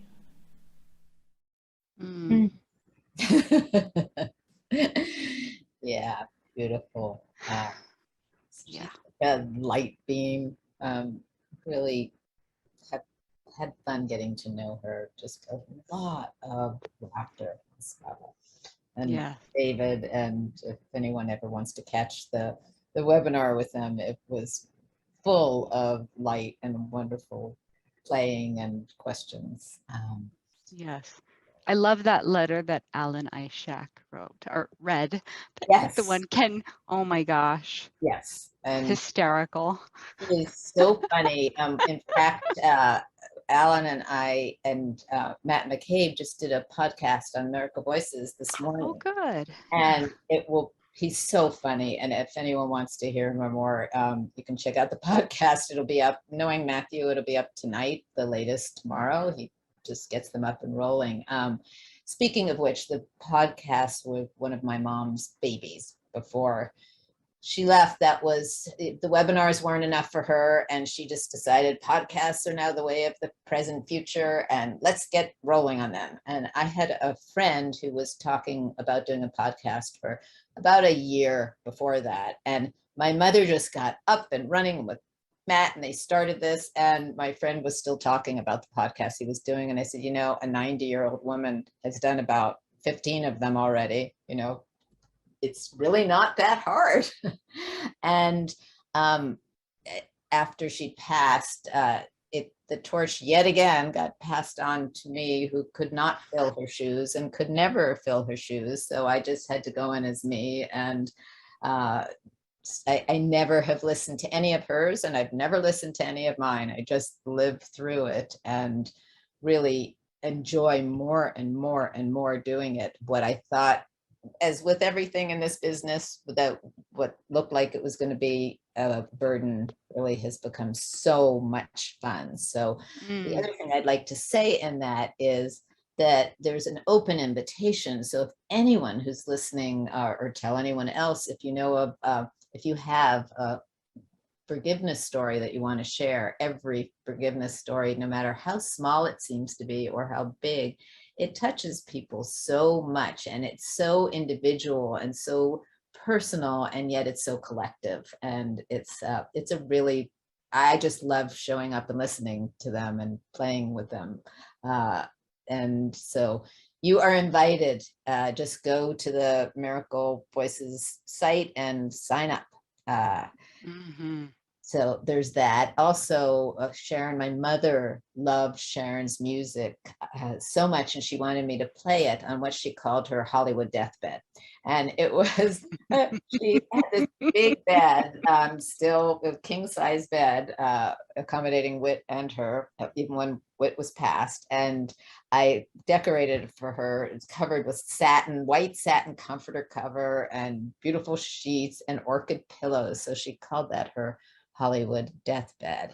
And my response, as Sharon was singing, it was so beautiful, but I couldn't help channeling Louis, who would say in a very New York accent, very interesting. It's very interesting. And I loved him and loved when he would say that. And a little side story, because we haven't really talked much about Louis, who Helen called Jonathan because she didn't like the name Louis. He was such an educated, interesting man. And he actually had a tremendous problem with Ken's book. He called it the Felicity book, because he felt that this was a side of Helen that Helen never shared with him, nor with her friends. And so he'd say, she didn't talk that way, and that wasn't her, but it was her with Ken. And so that book is so invaluable for that. But Louis was so irate about it that he insisted that I go out and interview everyone who knew Helen and Bill, excuse me.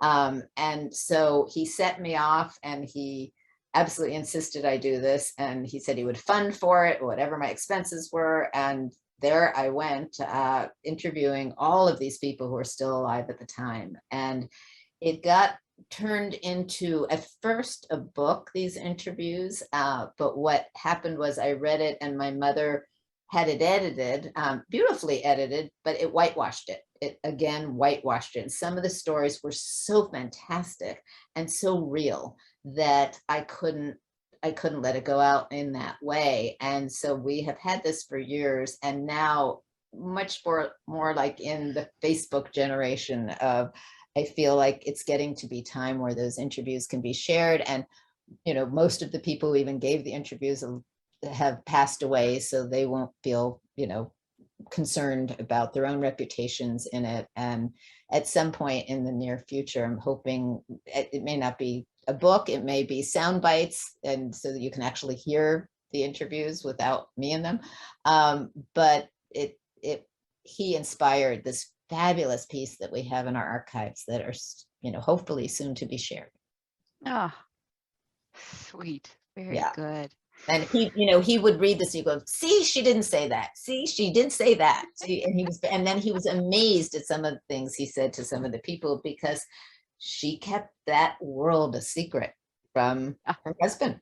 When she heard, this is A Course in Miracles, please take notes, she didn't wake up Louis. She didn't go, right, I'm going crazy. She called Bill. And for 5 years, Louis didn't even know what was going on for most of the time. So an extraordinary piece of this whole story. That is extraordinary. I'd like to take this time to share another extraordinary piece of the story, at least for the UK. We have John Hunt, who has been a British friend, who's a British friend of the Scribes and the Foundation for Inner Peace. And he wanted to pay tribute and sent an essay. I'm going to read an excerpt of it and some photos. He was an integral part of bringing the course to the United Kingdom. I'm just going to read parts of it, but he wrote, A Course in Miracles comes to Britain. We wanted to thank John for sending this. This was an important day for him. But he said, for several years, suggestions have come my way that I should write down some of the life experiences that I've had. I always thought that this might be presumptuous on the basis that everyone had a story to tell, and why should mine be more interesting than anyone else's story? I did think that the story of my involvement with A Course in Miracles in the United Kingdom might be of interest to students of A Course in Miracles, and that it could fill in some historic gaps in the evolution of its dispersal and growth around the world, and feel now that it would be a good time to put it in paper. So, however, I have to add a small lacunae here and say that the philosophy of A Course in Miracles is such a natural part of my perception of the world, that my story of it may well involve the telling of at least a part of my personal experience of life. Does the beginning of a personal discovery start with the day of discovery, or does it go far back into the distant memory and even to the birth or beyond? I don't know, but I strongly suspect that an apparently life-changing realization or discovery exists on some sort of conscious or unconscious continuum of mental and spiritual experience of learning, whether that is in terms of previous lifetimes, unconscious learning, or an evolution of the human spirit beyond time and space. Faith is a useful attribute, but I believe openness to new questions and trust in an ultimate unity and inevitable order of the known and unknown universe is important. The glimpse into my world is mentioned here merely to suggest a framework in which A Course in Miracles came into my life. I think there is no better way of laying the groundwork for a piece of writing about it than quoting its introduction, which states clearly, "This is A Course in Miracles. It's a required course. Only the time you take it is voluntary. Free will does not mean that you can establish the curriculum. It means only that you can elect what you want to take at a given time. The course does not aim at teaching the meaning of love, for that is beyond what can be taught. It does aim, however, at removing the blocks to the awareness of love's presence, which is your natural inheritance. The opposite of love is fear, but what is all-encompassing can have no opposite. The course can therefore be summed up very simply in this way: nothing threatened, nothing unreal exists. Herein lies the peace of God." So thank you, John, for sending this. And this is some photos. A photo of John, of course, in the upper right here. Actually, Tam, you know where this was, right? I think you were there. I was. I was there. You probably have a story. Yeah, everything has a story. This probably isn't a story I should share, but I seem to be an open book here. Yes, my mother and Whit and Bill, they were giving a presentation at Westminster Abbey. And my brother and I were along for the ride, for the vacation trip. And we didn't want to hear, we were the kids who didn't want to hear the course presentation yet again. And so we were put in a room that we were told was the room where the Queen would stay when she would come to Westminster Abbey. I don't know how often that was, but you put, two kids in their 20s who were my brother and me, curious, rebellious, silly, and playful in that, and tell them that. And, my brother looked at me and he said, "Let's short sheet the bed. Let's short sheet the Queen's bed." And so we did. I always felt like someone would have checked that before the Queen ever came. But that's what we were doing while my mother was presenting this. And I don't know if I could be arrested now for admitting this. I was going to say, yeah, this video doesn't get in the wrong hands. But it is a forgiveness opportunity across the board on this one. So yeah, that's why I had that kind of sheepish look when you showed that picture. And they had, the list of attendees and the guest book list, and that's why my brother and I weren't in there. We were in another room. Yeah. Perfect. You're getting lots of. Let's move on from that one. Laugh out loud crying emojis have come up on the screen. God, so yeah. just so you know. Stories behind A Course in Miracles. What's going on behind the scenes sometimes. All right. So I'm going to go ahead and introduce the next segment of videos. And the person who kicks it off for us is Eileen Kaufman, Foundation for Inner Peace board member and longtime friend. She has been on this journey for 45 years. Before the course came in, she moved to California. We knew each other in 6th grade and became best friends. And she moved to California and would meet me in the summer at Jerry's with my mom. And when my mother was given the course, she and her mother came up and were was my first friend who was even introduced to this. And I was embarrassed, of course. And she made it so comfortable. She was so interested and really has been through and through within our family for years and years and years until my mother asked her to be on the board. So that's Eileen. Thank you. Mm-hmm. Go ahead, Jim. A miracle happened at age 11 in 6th grade when I met my lifelong best friend, Tam Morgan. I believe you know her. I was introduced to her mother, Judy, and the magical, mystical world that lived on the Upper West Side of Manhattan. Judy, at its core, welcoming the who's who of the spiritually awakening world in 1971. I was an outsider looking in, and looking in is what I knew to be true even then, but unsure of the path. I guess I came to the right apartment. Judy moved to Northern California, and in 1974, I was officially introduced to A Course in Miracles by Judy herself, reading passages to me and Tam. It was the beginning, a welcoming, an invitation to the world of Holy Spirit and the profound embrace of love, unending support, and joy that was Judy. I have been a part of this spiritual and actual family for 51 years and counting. And Judy is still present in my heart every day. I knew how much I loved her, but I didn't really have a grasp of the vastness of her love to the world until she passed. The day she passed, actually, when her presence illuminated the universe that day, literally making the world sparkle with such intense light, it was a living dream. I have been profoundly blessed to participate in the magnificent Foundation for Inner Peace as a board member and have known the immense love, kindness, and brilliance of Whit, who supported me also unendingly with such joy, and more recently, Dr. Bob. I never knew Helen, Bill, or Ken personally. Their legacy is the foundation of this story. I did know Jerry and still can feel his warm embrace and smile. My deep love, thanks, and profound gratitude to the big board in the sky. I am embraced and truly watched over with light and love and joy every day. I love you, Eileen. Hey, I'm Simon. This is 구정희. This is 강형규. This is 이우형. And my mother and I co-translated the Korean version of A Course in Miracles. And Kang Hyung-gyu and Yoo Hyung has been of tremendous assistance in spreading the wonderful message of A Course in Miracles throughout Korea. Hello.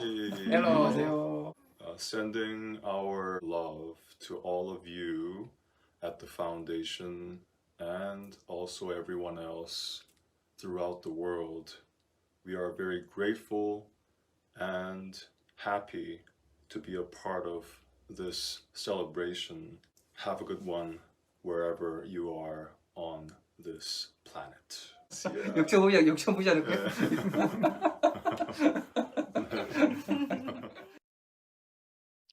Hi, this is Bruce Rawls, and I'd like to express my profound gratitude to Judy Skutch Whitson and Whitson, and also to Dr. Bob Rosenthal in particular, along with everyone at the Foundation for Inner Peace, for the profound positive impact that their lives have had on mine. In particular, in the early 80s, I became, maybe even late 70s, became acquainted with the 3 volumes as they were at the time in my mom's metaphysical library in Northern California, and finally opened them up in the early 80s and haven't looked back. The impact that the Course has made in my life is immeasurable in the most wonderful ways, and I certainly appreciate Helen and Bill, and of course Ken's Wapnick's contributions. Although I never got to meet them in person, I did get to meet Judy on several occasions, as well as Whit when he was around as well, and Dr. Bob. I had a good fortune of making a number of recordings of wonderful conversations we had, and each occasion when I had an opportunity to meet and celebrate with the aforementioned wonderful folks, I always felt like I was family. I was the gracious, welcoming quality of their presence, and the appreciation that they bestowed on everyone that they met. From what I could tell, was like everyone was equally welcomed as kinship and with his kinfolk and family, and the kinship I felt was just tremendous, and that made as much as an impact on me as the content of the Course itself, and the demonstration that they provided was tremendous. So thank you.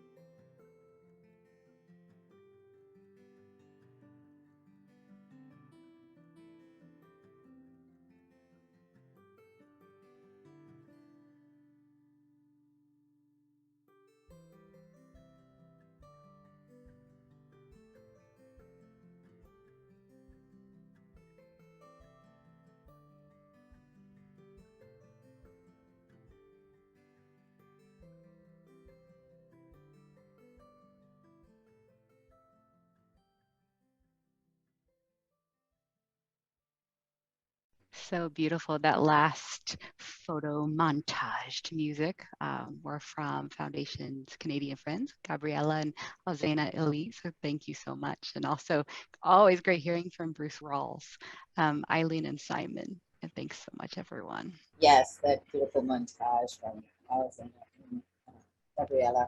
Alzana was, I would say she was our youngest student of the course to date. At a very young age, she really related to the material, and she seemed to have a deep inner sense of not only the truth of the course at such a young age that it actually surprised Ken, because he wanted to keep it away from younger kids because of their, he felt the egoic development of personality was important, and to not to kind of not remove it before it was developed, which was an interesting perspective around it. But also she seemed to have some uncanny knowledge about Ken and about Helen and about my mother, and there was all sorts of questions running around if she was the reincarnation of Helen. And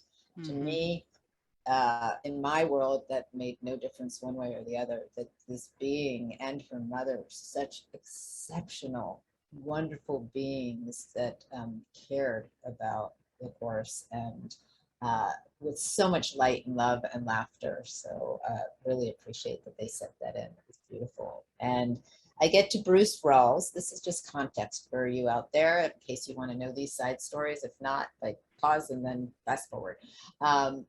But Bruce Rawls was someone who answered a very, very specific call about we really needed to create a more current website. We had Carol and Victor, who were absolutely amazing at creating the first website with my mother, actually people before that, someone before that as well. And actually the first person came from a phone call, a wrong number, and that got Tracy, and I was calling for a transcription, and I got the wrong number, and she said, well, we kind of do that anyway, even though I'm not who you called. And she established a relationship with myself and my mother and started to create an online presence for us. And then Carol and Victor came and made it, established it more, but then we needed something more current at the time, and Bruce Rawls stepped in as the person to implement that. And Todd was our artist, and it was a 4-year process. It wasn't a quick up and running. And our website, as is now and as was a complete tribute to my mother. It was everything that she thought in her mind it should look like, and very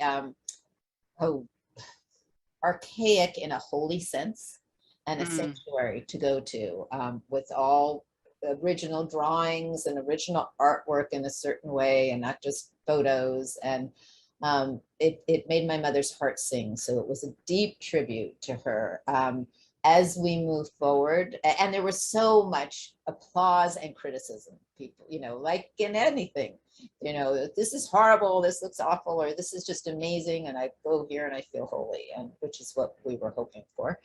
But in that, I'm just going to say a side story of what Spirit did that was so funny, because as it was getting closer and closer to going live, I kept seeing little bubbles coming up in the side of the column that's on the column of our site. And I kept telling Bruce, and Bruce said, we can't do it. We can't do it. We certainly can't do it in time. We have no one to do this. It has to be in a certain format. And I kept laughing, saying, whether you say we can or can't, I see it. I'm not attached to it. I'm just telling you, I see that happening when we launch. And he's like, no, it's not possible. And the last iteration of this, like 2 days before the site went up, my son had just come back from Parsons School of Design. And he was sitting next to me as I'm talking to Bruce, and he was telling me how impossible it was. And he goes, no, it has to be in this format. It has to da. And within maybe 5 minutes, my son knocks me on the leg and says, Mom, here. And he has done this. And I said, Bruce, my son just did it. And he said, well, no, it must be in this format. And I said, I'm sending it to you. And he said, that's the format. So these little bubbles, which were supposed to be, I think, light and laughter bubbling up on the side of the site, appeared not by anything but through spirit. And in our present day, especially since when before my mom passed, she gave total permission for a new website that is more crisp and more in line with the branding, like the picture behind you and me, Selena. That is and will be in the works. We have to get funding for it, and we have to move to that, but that will be, and hopefully bring in, we have a lot of people above 60 who have been practicing the course for years, and the web development has been along that same pace. But now we have a lot of new students, and they're younger, and it is time for another iteration of this. And with my mother's blessing, we will be doing that. And if anyone wants to talk to me about it, or enter helping fund for this, or participate in any way, please feel free and write in about that. But that's just a little precursor to what is also to come. And there will be lots of opinions about it, as always, and we bless that, but we only do it if guidance tells us to.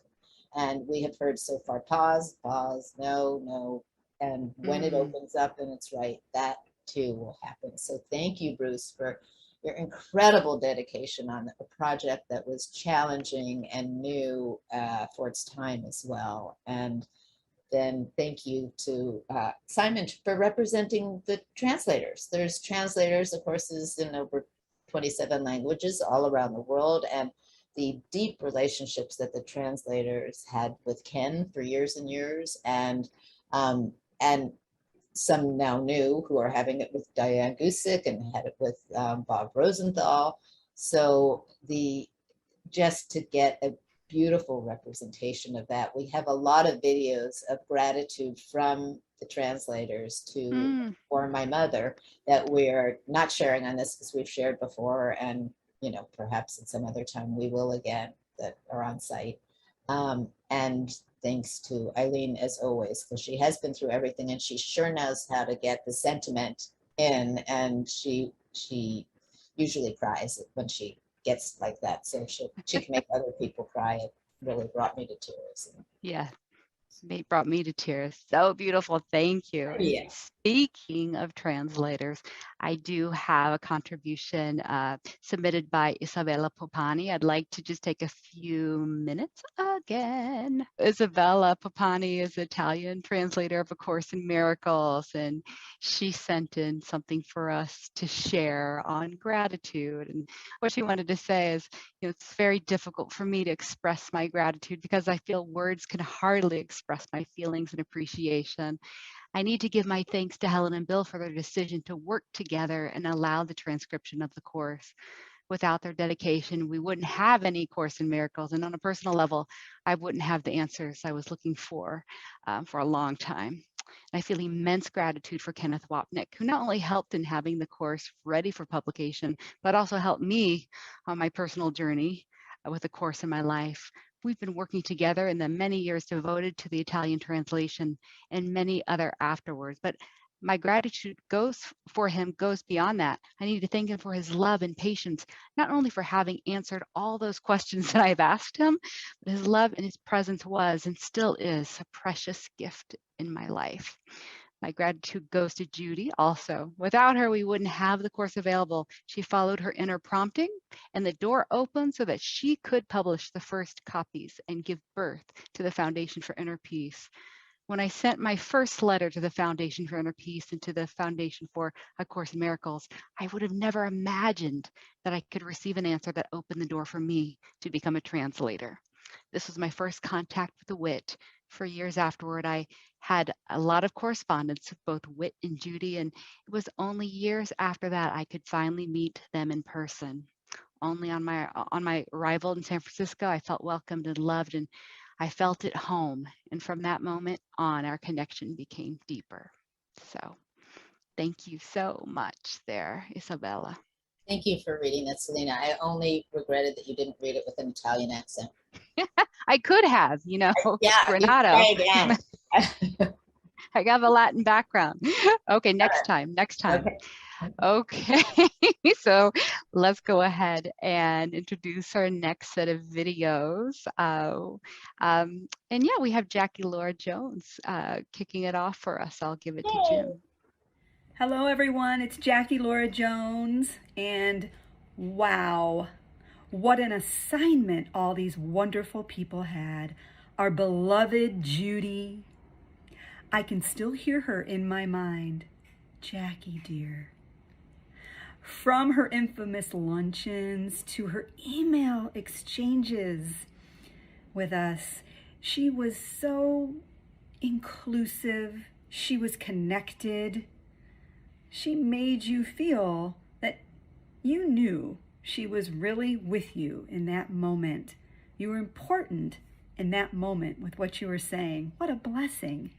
And Whit, my goodness, he wrote a letter to my husband Mark many years ago. And every time I'm contemplating something about my path with the Course, should I continue to share the message publicly? Would this be helpful? Would that be helpful? That letter from Whit just appears, whether it's in a drawer, whether it's in a file, whether it was put in a box with other cards and letters. It just shows up and download. I get my answer. They're always with us in the mind, right? Bob Skutch, thank you for Journey Without Distance. Dr. Bob Rosenthal.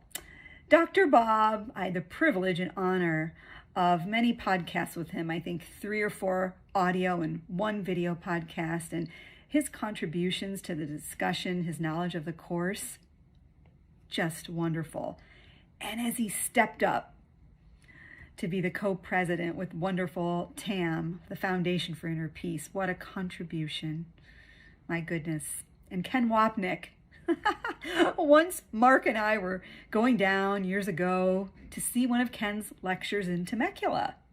Mark wasn't feeling the greatest, and Ken was lecturing, and he walks from the front around to the back where we were sitting. Mark had been nodding off, and he finally fell asleep. Ken, without missing a beat, puts his hands on Mark's shoulders, gives me a little wink, and just keeps on walking. And Mark perked up, and at the end, Mark was saying, oh my gosh, I cannot believe I fell asleep during one of Ken's lectures. We laugh about it all the time because the ego has so much resistance to this message, doesn't it? And Helen and Bill, thank you so much for inviting a better way. We all benefited from that decision. So I am very, very grateful. Be well and blessings, everyone.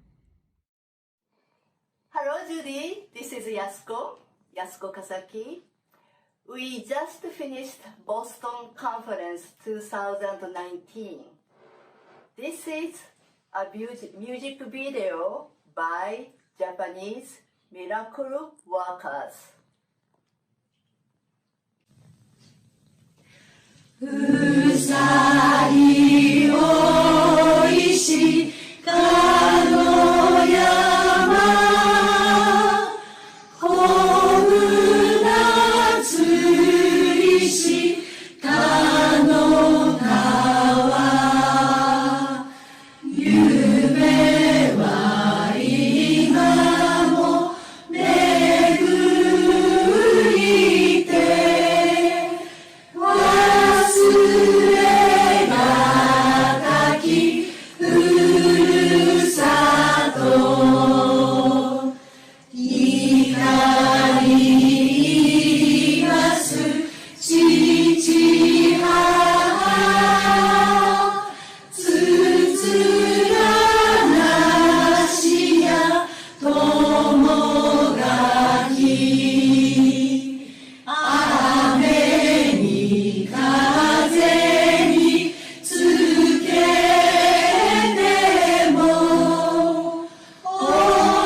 思い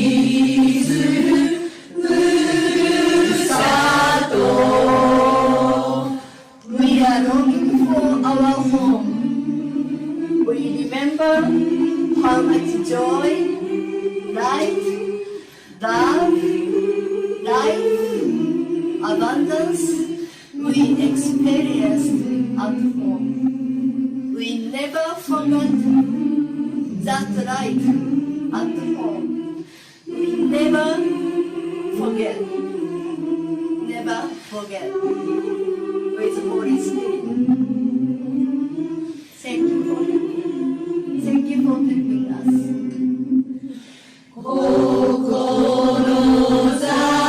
志を果たしていつの日にか帰らぬ山は青きふるさと水は清きふるさとせーの I am as God created me. You are as God created you. We love you. Hi, I'm Dr. Cheryl Demby, and the way I found Judy was through my good friend Sylvain de Boulay, who was perhaps the voice of the Course in Miracles in France. And he transitioned in 2020. And I had a precious relationship with him where he'd often call from France and we wouldn't talk for an hour in an amazing state of being joined without talking. And those were some of the best conversations I had. And so I was his taxi driver up to see Judy one day. And as soon as Judy saw me at the door, she didn't let me go and pulled me in. And we had the instant recognition of being family. When I think of her transition, there's a little 3-line statement she once wrote me, which I believe were words that she offered to her friend Richard Danielpour for his oratorio, which was Course in Miracles ideas. And it was, what was a place of death has now become a living temple in a world of light. And that's what I think of as Judy.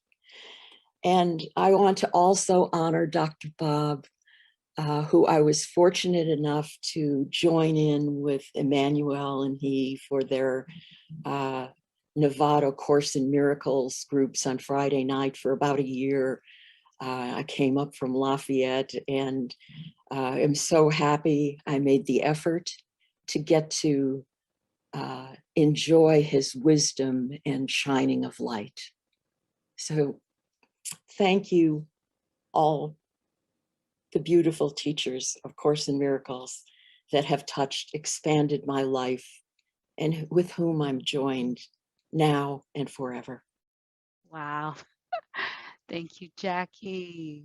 Thank you, Yasuko Kasaki and the Center for Remembering and Sharing. And thank you, Dr. Sundari Dembe, for those tributes. Sundari became a really dear friend, bringing all sorts of people to my mother's home when she wasn't traveling anymore. And she is a deep, beautiful spirit with a mind that is extraordinary. I think of her as having 17 PhDs. I don't know how many she has, it doesn't matter, but she is so knowledgeable and can talk about almost any subject. And really have enjoyed that. And I want to say, as Jackie Laura Jones, she mentioned, my mother loved having people over for lunch, especially she and her husband and Mother Doris.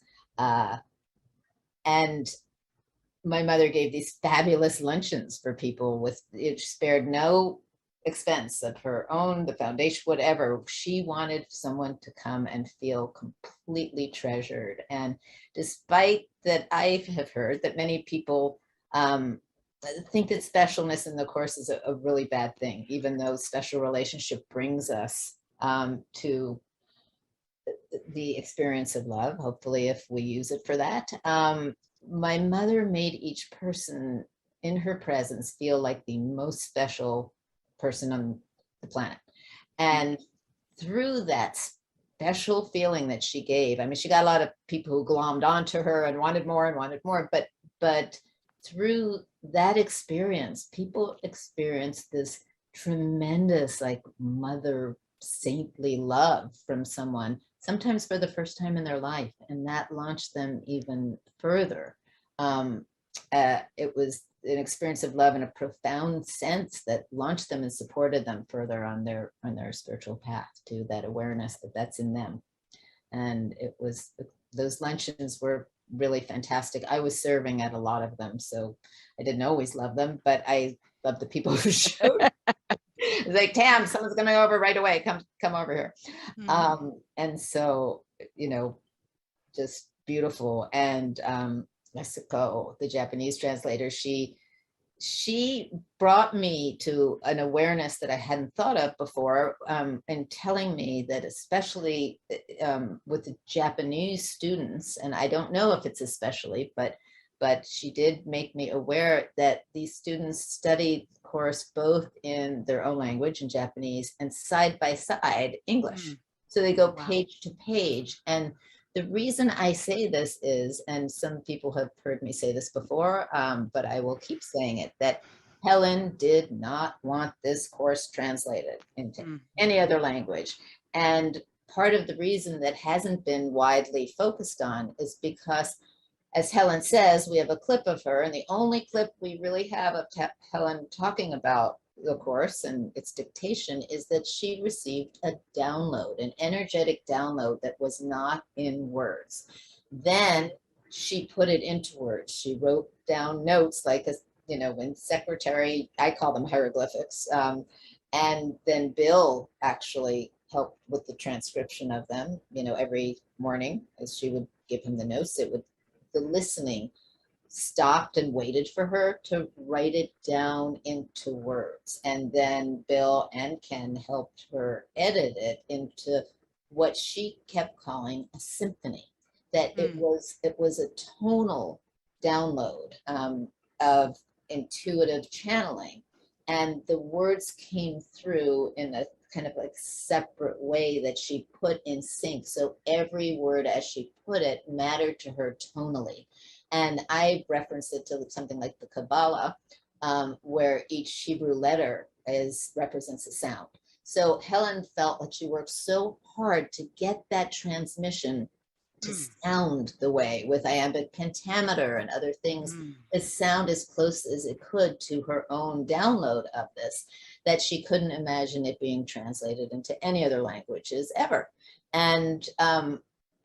But what happened after she passed is so many people started to just translate it on their own, and they weren't necessarily course students, deep course students. They were becoming it as they were translating. So the foundation came in, starting with Rosa Maria and Spanish, to support a translation that would be with the greatest integrity, instead of like a quick Google translation, where these students would go to Ken and their studying of the principles came in deeply. And that's why the translations really never end, because a translation will be complete with a group of students, but then when they even get deeper, as the course, we call it a living document, because it meets you where you are at that moment. As that becomes deeper, they look back on their translation, went, oh, I understand this even more now and better now. So a translation begins again, and it gets to the next edition of it. So that's why I wanted to say that here are all of these translators and translations, that it was not Helen's intention, but it really needed to happen. So the fact that students are looking at it in both languages, if they are able to understand the English enough as well, really blends the two beautifully, and I think is kind of a wonderful way of approaching it. But still, the message of love, whether it's in the perfect sound or not, is the message of love. And if it touches anyone that way to do the work, we can free it up a little in this day and time. So except that Wow. our job at the foundation, to be clear, so is just to, to do this work as Helen gave it to us, not any of the other editions, which are fine, not editions, but versions, I should say, which are fine. But this is the one we were given to do as a lineage. And so we stay very, very true to this one. But, as I say, just from the spirit part, whatever touches anyone's heart, any version of this will still work. Wow. I'm receiving such an education here. This is great. Hearts coming up to you. I echo the sentiments in the chat of Depa Deas, who just chatted and said, thank you for sharing all of these stories. It helps feeling so much deeper connection. So, wow, they say. So fantastic. So speaking of translations, speaking of Hebrew, I want to introduce the next set of videos, but first I would like to share my screen yet again. This is a picture, and I know that she is here today. This is Efrat Sar Shalom. And she's a well-known spiritual leader in Israel who dedicated her life to peace. And she helped translate A Course in Miracles into Hebrew. She said it was a work that took 12 years. And so she will kick off the next set of videos. She's going to be singing to us. And it's really an ancient blessing of the priest. I put this image up here.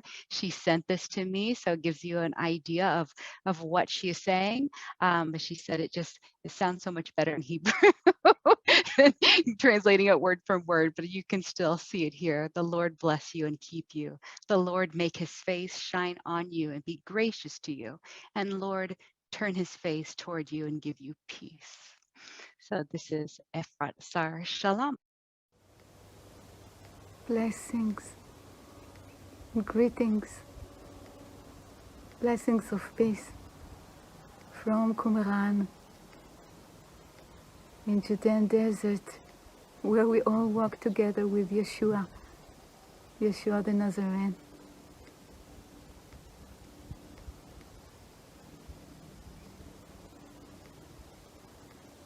And that is an ancient prayer of the priests from ancient time.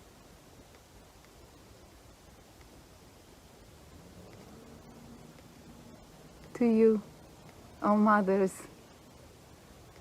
our fathers, our teachers, we bless on this day.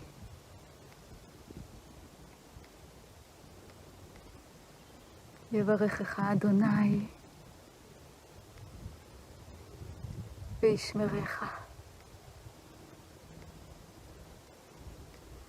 יאר אדוני פניו אליך ויחונקה. יישא אדוני פניו אליך וישם לך שלום.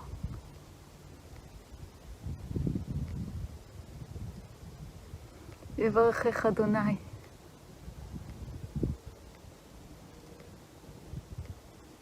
וישמרך. יאר אדוני פניו אלייך ויחונק. יישא אדוני פניו אלייך וישם בך שלום. וישם בך שלום. וישם בך שלום. יברכך אדוני וישמרך. יאר אדוני פניו אליך ויחונקה. יישא אדוני פניו אליך וישם בך שלום. יברכך אדוני וישמרך. יאר אדוני פניו אלייך ויחונק. יישא אדוני פניו אלייך וישם בך שלום. וישם בך שלום. וישם בך שלום. וישם בך שלום.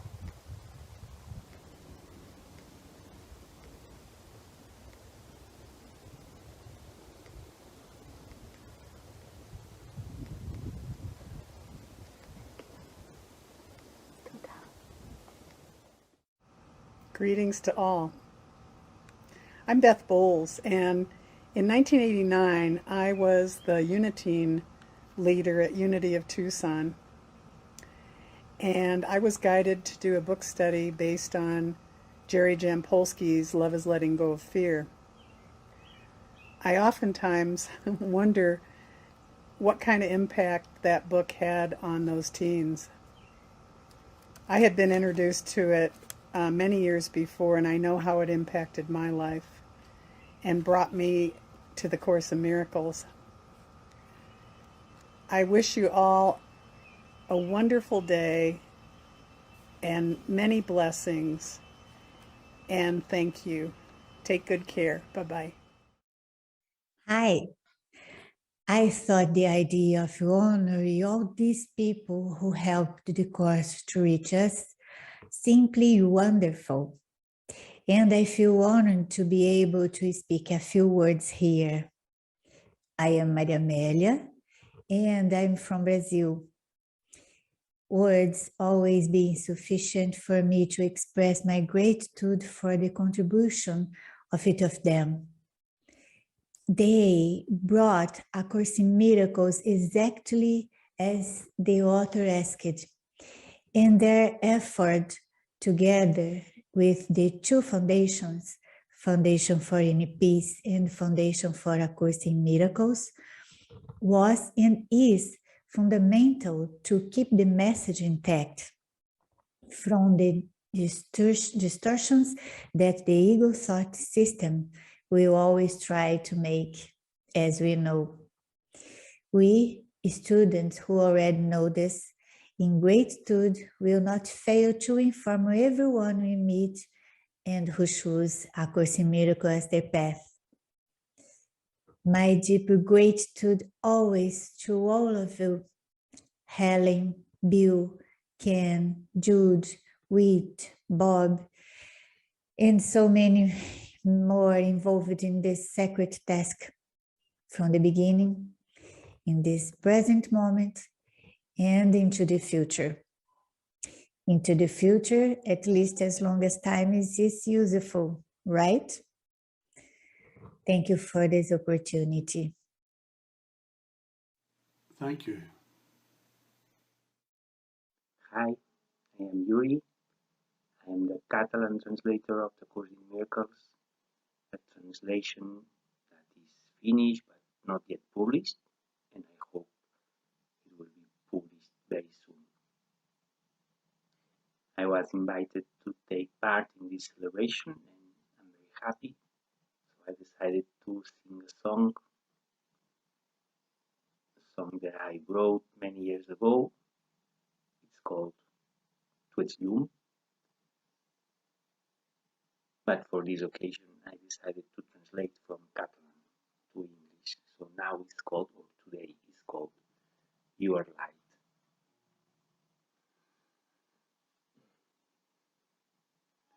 Wearing a glowing smile, you came to me.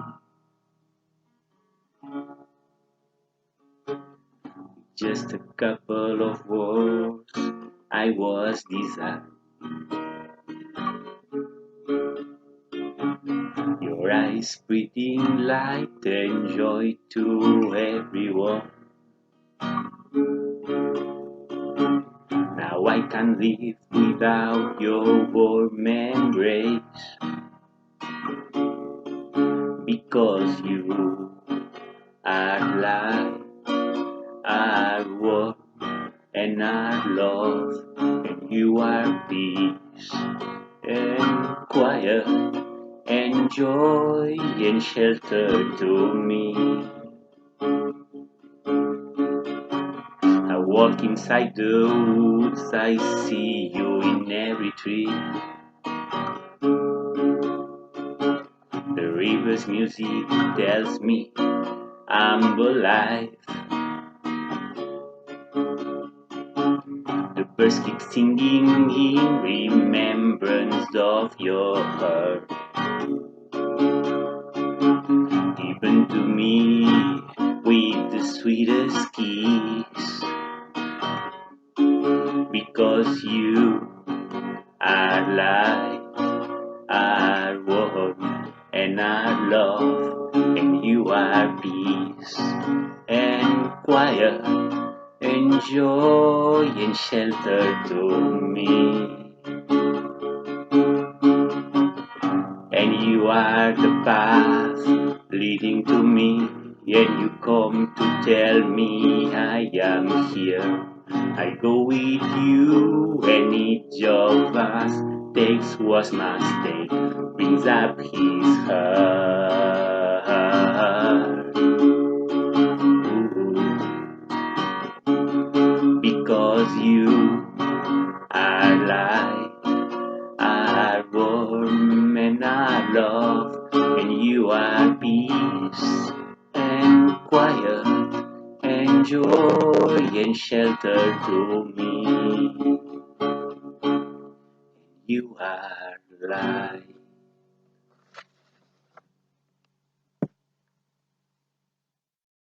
This short video is about how A Course in Miracles found me. And it starts out in 1976, just after the first printing of A Course in Miracles.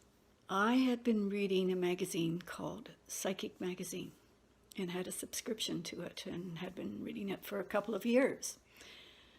And then one day in the mail, when my magazine came, I opened it up and it's not Psychic Magazine anymore. It was a magazine and the name had changed to New Realities. And that magazine was dedicated to A Course in Miracles. Well, I was perturbed because I thought they sent me the wrong magazine. And I just sort of put it on the table and didn't look at it for a couple of days. And then when I looked at it, I realized that the magazine had changed from Psychic Magazine into New Realities. And New Realities was all about A Course in Miracles. Well, I didn't know what A Course in Miracles was. However, I was willing to look into it. And I did order the books, because in those days, 3 books. They were published separately rather than in one book as it is now. And that was the start of my journey into A Course in Miracles. And here it is so much time later, and I'm still into A Course in Miracles, and I'm still very much dedicated to it. That's it. Hi everyone. First of all, I would like to thank our Father and Jesus for their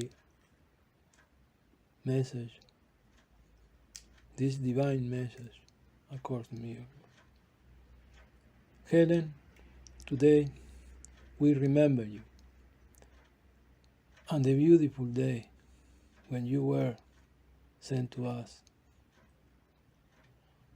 To Judy and Ken and Dr. Bob, thank you very much for your loving teachings. And to all the teachers of God, because it is a great privilege to have been chosen and called to be a teacher of God. In God now, infinite love to all of you. Thanks. Hello, everyone. Tam, thanks very much for thinking of me, but of course you had to put me through a challenge. Just put a camera in front of your face and record yourself, but for you, of course, and for the cause, of course, and for the course, of course, and for Judy, blah, blah, blah, blah. I got to meet some beautiful people along the way. I decided to write a letter to Mr. Kenneth Wapnick. This one letter became a series of letters. We pretty much wrote back and forth. To teach is to demonstrate. And that's what they did. They demonstrated what the course really is about. And to us, young and new students, it is such a help, such a big help to have known people who really incorporate what the course is truly talking about. The love that they showed was no bliss in any doing whatsoever. They were kind, they were generous. That's what I think of when I think about Judy with Ken and everybody else in this group. What was Judy's favorite? Love is the way we walk in gratitude. She did, everyone did, that I just mentioned. That's the one. They've been great teachers. They've been very inspiring, great inspirations and building blocks. If I think about myself, I think of my two groups that I have, thanks to them. There's Florian and Andrea. I decided to spend a year in California after meeting with Judy and with Ken. After that, I decided we need to have a group here, and they felt the same way. And then years later, Judy always told me about one guy that I should team up with, and she told the same thing to Felix. She told both of us differently without us knowing, and in the end, she was right again. She had a great feeling. She was a great connector, Judy. It's also a huge privilege, and I'm very proud of carrying on the flame, if you will. We hope to spread some love the way Judy, Ken, and everyone else of this group did. That's our task, and it's not always easy, as you probably know for yourselves when working with the course, but it's a huge motivation to have seen the results and the effect of being willing to change your mind. Of course, there's fear, and who doesn't experience fear when working with the course? But to quote a favorite line of one of my favorite TV series right now, Chosen, my heart is swollen with fear and wonder. And the wonder is the one part that is growing while the fear is abating. And I just wish to everybody that this is what they took from meeting Judy and everyone else. I want to show you that they literally are still with me in my apartment every day when I get up and come to this room. I meet with them in the morning and say hello. And I also say good night when I go to bed. Lots of smiles, as you can see there. And by the way, last but not least, hey Tam, remember those two kids? Our first meeting. Well, let's see. Things have changed a little bit, right? But yeah, I guess it still counts. Have a great day, everyone. Thanks, and see you around in this dream. Bye.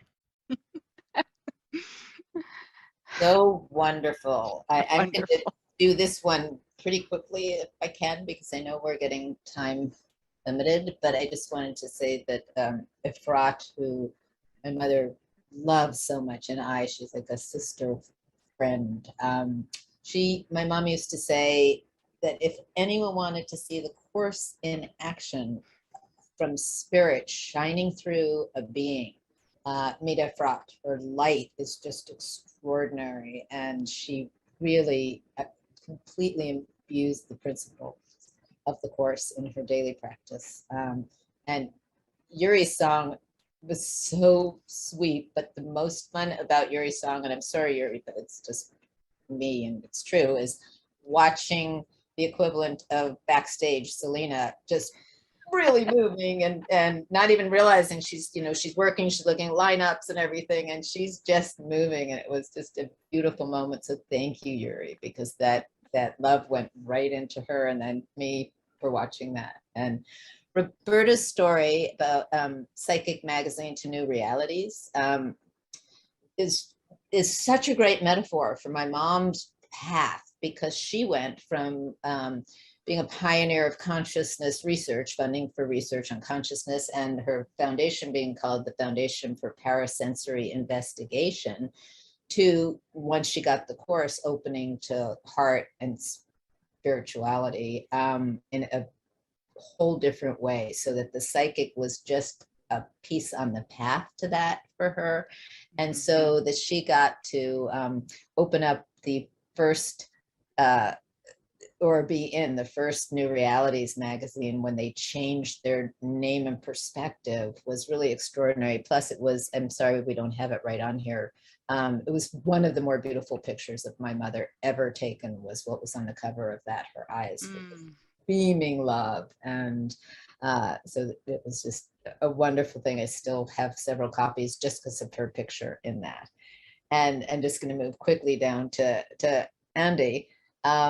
And one of the things he said, he's a friend I've always liked to tease. We were like siblings. My mother felt very strongly His timing was interesting because he got to know Ken just as Ken was transitioning himself out. But my mother felt very strongly that Andy would have been like Ken's next step. And so she used to call him the prince because of that and some of the reasons. But loving, when he says, who doesn't experience fear when working with the course? Who doesn't experience fear when not working with the course? Luckily, there is the course to help us transmute it and transform it into love. So just wanted to say that. And continue on, dear Selena. I will. Thank you. I should have set up that last segment a little bit more clearly, but to all of our long-term course students and foundation subscribers, that was a whole segment of a lot of different people, and we love it. We love you. Thanks so much for all of these beautiful, heartfelt contributions. And you're right. First of all, I've watched these videos. Oh my gosh, I have been so moved by all of them. And music is my thing, but crying through Cindy and Netta and Svava, and then really loving also what Sharon and David and then Yuri has submitted. And Yuri's tune is just staying in my head for the last few days. I mean, I've been walking around the house going, you are peace and quiet and joy and shelter to me. So I'm just, it's just here in my heart. By the way, everyone, this whole thing would not have happened without Selena. She was the one who really pushed for it. I kept pushing it farther. She said, let's do it for your mother's birthday. And it was just too close and too crazy. Let's do it for Robert. And she really made sure this happened. And she set the date and she said, okay, we're doing it then, Tam. Now, there were things that we were missing and things that, because we've been so busy with other things as well, that we didn't get to put in like a bigger, slideshow of everyone who come for. My mother had thousands and thousands of pictures, and I was hoping to have that here. We had one smaller version that came in for her birthday. So I apologize for that. At some point, those, they'll be in the archives, and we will use them and you will see them, but we'll have a little clip later. Yes. And we apologize in advance for anyone who's not in there. And Carol and Victor will be, because last time they were not shown. So anyway, just wanted to say that on the side. Yes. So thank you, Tam, for everything you've said and shared from your heart. Thank you for the love in the chat. And I know Tam mentioned me, but it's really our entire team that put this together. So much love, of course, to Deb and Jim and Anna Maria and Ethan, our editor, and Laura and all the volunteers. And it's been wow. So we're on the home stretch. And what I have to share now, and I want to share, is a beautiful submission that came in. I'm going to say it's Jack from Duluth, Minnesota. He said I could say it like that. And he wrote a really beautiful essay. I'm only going to read an excerpt of it, but this was important to him. And the essay is called "Said the Physics Professor, You Are Only Empty Space." And it is not an essay about physics, but more of a spiritual essay. And it talks about a lot of different things, but really mostly how Course in Miracles has been his primary spiritual path and has most impacted him throughout his life.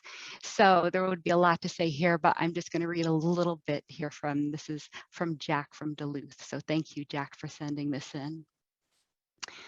Redemption is a transition from mindlessness, where we are spellbound by our perception of untruth without questioning its reality, to mindfulness.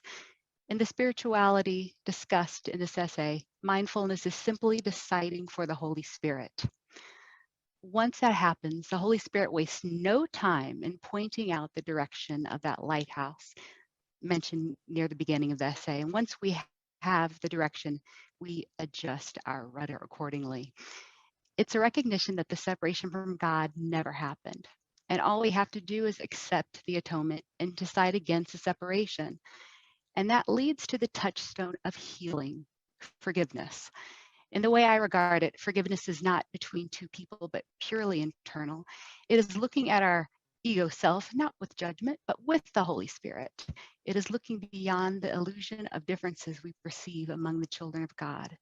Forgiveness can be summed up with a beautiful one-sentence definition, and it goes like this: forgiveness is still and quietly does nothing. It merely looks, waits, and judges not. So thank you, Jack, for sending that in. Okay. Yes.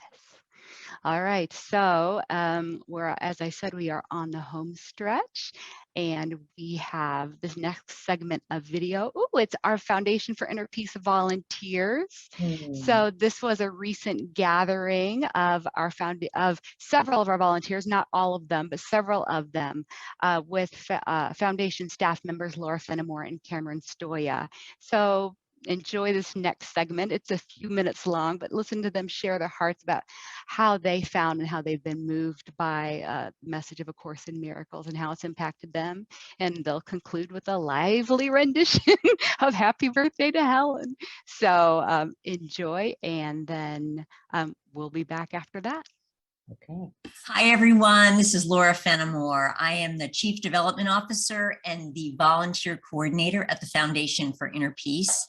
And I am completely blessed by being with the volunteers and another staff member right now. And we want to be part of this celebration on July 14th of Helen's birthday and celebrating the founders of the Foundation for Inner Peace, the people that birthed and brought A Course in Miracles to this blue marble that we're living on right now.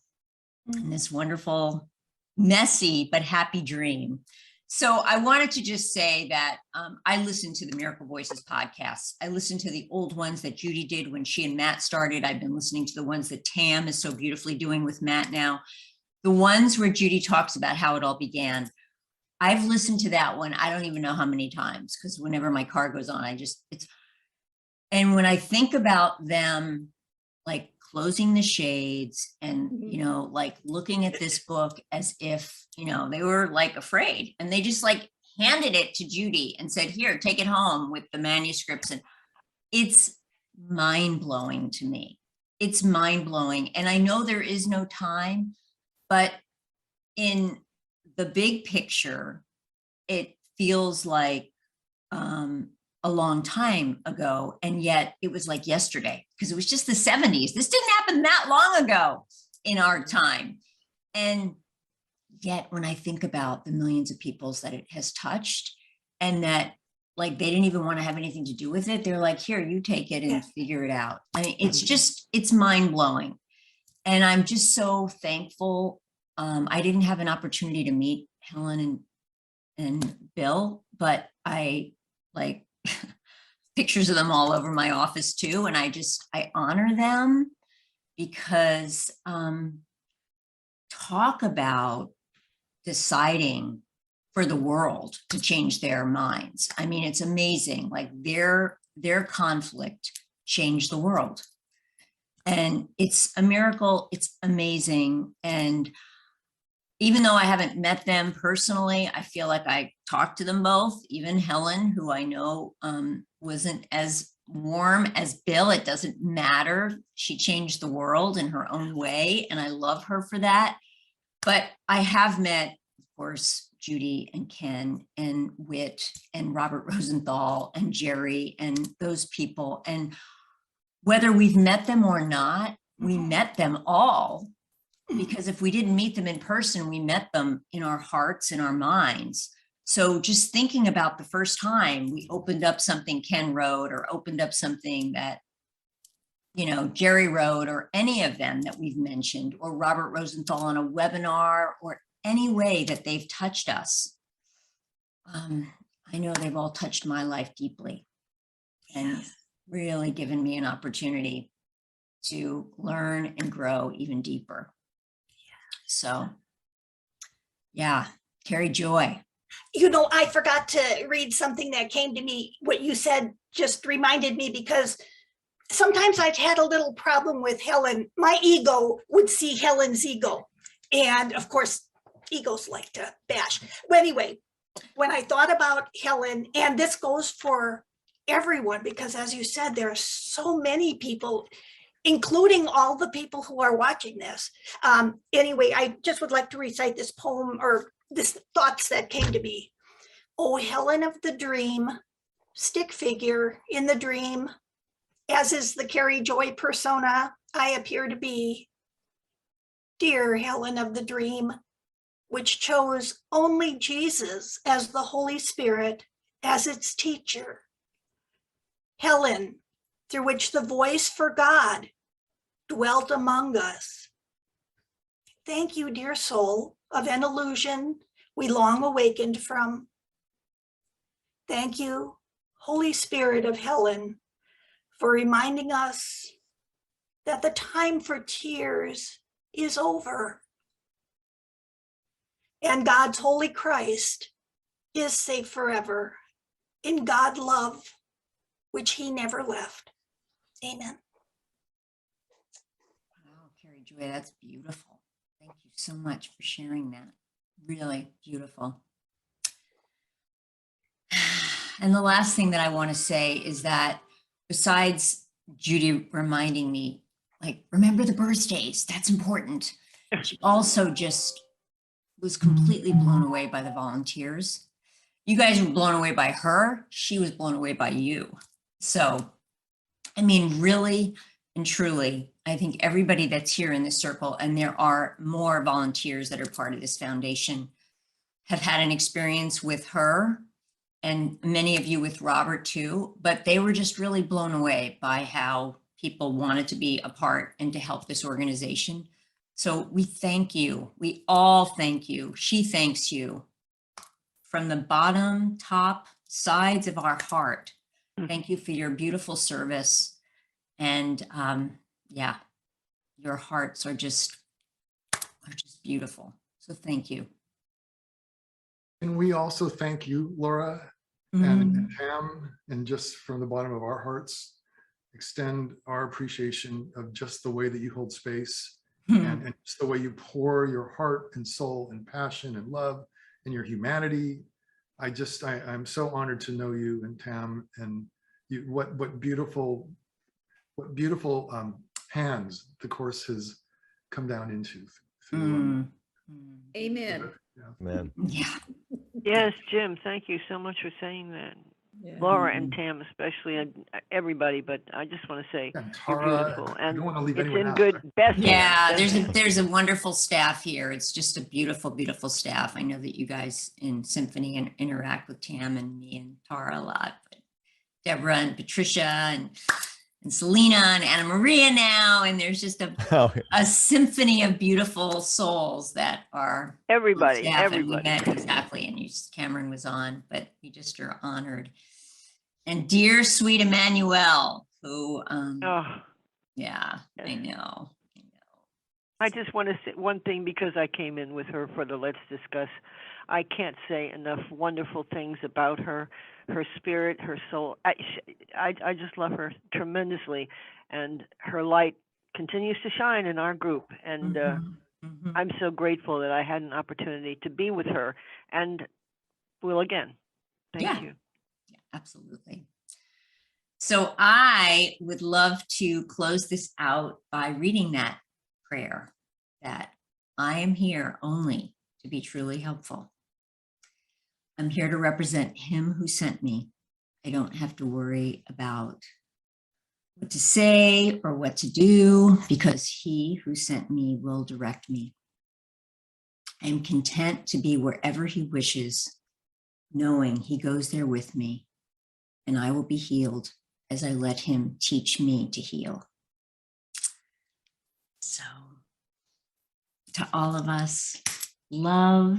May we continue to extend love and light, and thank you for your beautiful service. And yeah, let's celebrate. Yay! I want to introduce my co-pilot, who helps me tremendously in development. And let's start off with Cameron. Cameron, do you want to have anything you wanted to share as part of the celebration? Hi, everyone. My name's Cameron. I'm the Development and Order Coordinator for the Foundation for Inner Peace. I'm very excited to be a part of this, and I'm just filled with gratitude and love. And I'm so excited that we're able to celebrate such a great organization. Thank you. Thanks, Cameron. So glad that you're here and part of our team. So now I'm going to introduce our volunteers, and not all the volunteers are here. However, this is a handful of these gentle, loving giants who do so much to support this foundation. So Maggie. Hello, my name is Maggie. I've been volunteering with the Foundation for Inner Peace for just about a year now. And I am just so excited to be here, very, very grateful for the foundation and A Course in Miracles and all the differences that it has made in my life. Ken Wapnick was such an influential figure to me. I have spent many, many hours devouring all of the content that he has produced. He's such a prolific creator. And last year, the Miracle Voices podcast was so impactful to me, listening to Judy Skutch Whitson, and she became another voice of that truth for me. So I'm just so excited to be here and be able to help out spreading that message. Thank you very much. Thank you, Maggie. Thanks for your wonderful work. Carrie Joy. Hi, y'all, and it's so nice to be here. I'm one of the volunteers for Foundation for Inner Peace. I started doing the course on and off, mostly on, about 40 years ago. And I had the great pleasure of doing it back then when there were so many events and seminars and retreats. And I got to hear Judy Skutch speak at our church when we were all much younger. It's a delight to be here, and I'm so grateful to all the founders. So grateful. I can't think about it too much because I'll just tear up. Thank you, Carrie Joy. Yoni. Hi, everyone. My name is Yoni Dvorkis. I've been a volunteer for 2 years and counting. I help out with survey and analytics on survey data that gets sent out to broad kind of communities within the Foundation for Inner Peace. I'm very excited to be here. I'm very excited to be part of this mission, and I really do think of it as a mission. I can't conceive of myself without the course grounding me, especially the way things are kind of going. I need that rock to make sense of what I experience, and it's just a real honor to help spread that message, really, of love to the world and to the oneness of the sonship. So very excited to be here, very excited to continue this work, and thank you for having me. Thank you, Yoni. So glad you're here. Sharon. My name is Sharon, and I've been volunteering, I think, for about a year also. And my introduction to the course was through Dr. Jerry Jampolsky and his group called Attitudinal Healing. I heard about them, or I heard about the class that he was going to be having in Marin, and I called, and they had room for me, and I got in. And the very first evening, it was a 3-day course. It was Friday night, all day Saturday and Sunday. And when I went there on Friday night and I walked in, there was a big, huge blue poster that said, I am here only to be truly helpful. And it almost knocked me flat. I felt like I had written the poem or the prayer. It said my heart. And I asked them, where did that come from? And they said, A Course in Miracles. And they didn't really make reference to it. It was just, that's where it's from. And this is about attitudinal healing. And I didn't really know that two were connected until Carol Howe told me that attitudinal healing is like a cover for A Course in Miracles. And anyway, I have been practicing it mostly since 2010. I got away from it because of the language of it. And then I finally got over that, the he, and the father and all of that. And now I'm fully immersed in it. It's my everyday practice. I wake up thinking about it. I go to sleep thinking about it. I'm so delighted to be a part of this group because you all give me validity for what I believe. And I thank you all. Thank you, Sharon. Really appreciate you so much. Yeah, Jim. Hey there. I'm Jim Hagopian, and I actually came across the course, I believe it was around 1978. There was a workshop called Actualizations that Stuart Emery and Carol Augustus were doing. He was a nest trainer that split off and created a more gentle personal experience. What do you call it? A mass personal experience, whatever those workshops were. The books were on the table with all their other literature, just said A Course in Miracles, these blue books. I never opened them. I didn't look at them. I didn't know anything about them, but I just remember I had this great feeling about it. I love that title because I love miracles. And a friend from that time period, one day I was talking on the phone and she mentioned The Course in Miracles. And oh God, her name is slipping my mind right now. When she said, just get the books, you'll love them, just get them. And so I didn't know anything about it. I ordered them. And then I remember the day when the big volume of the 3 blue books came, and I opened it up and read the beginning where, it said that the opposite of love is fear, but what is all encompassing has no opposite. And I just felt like I came home. I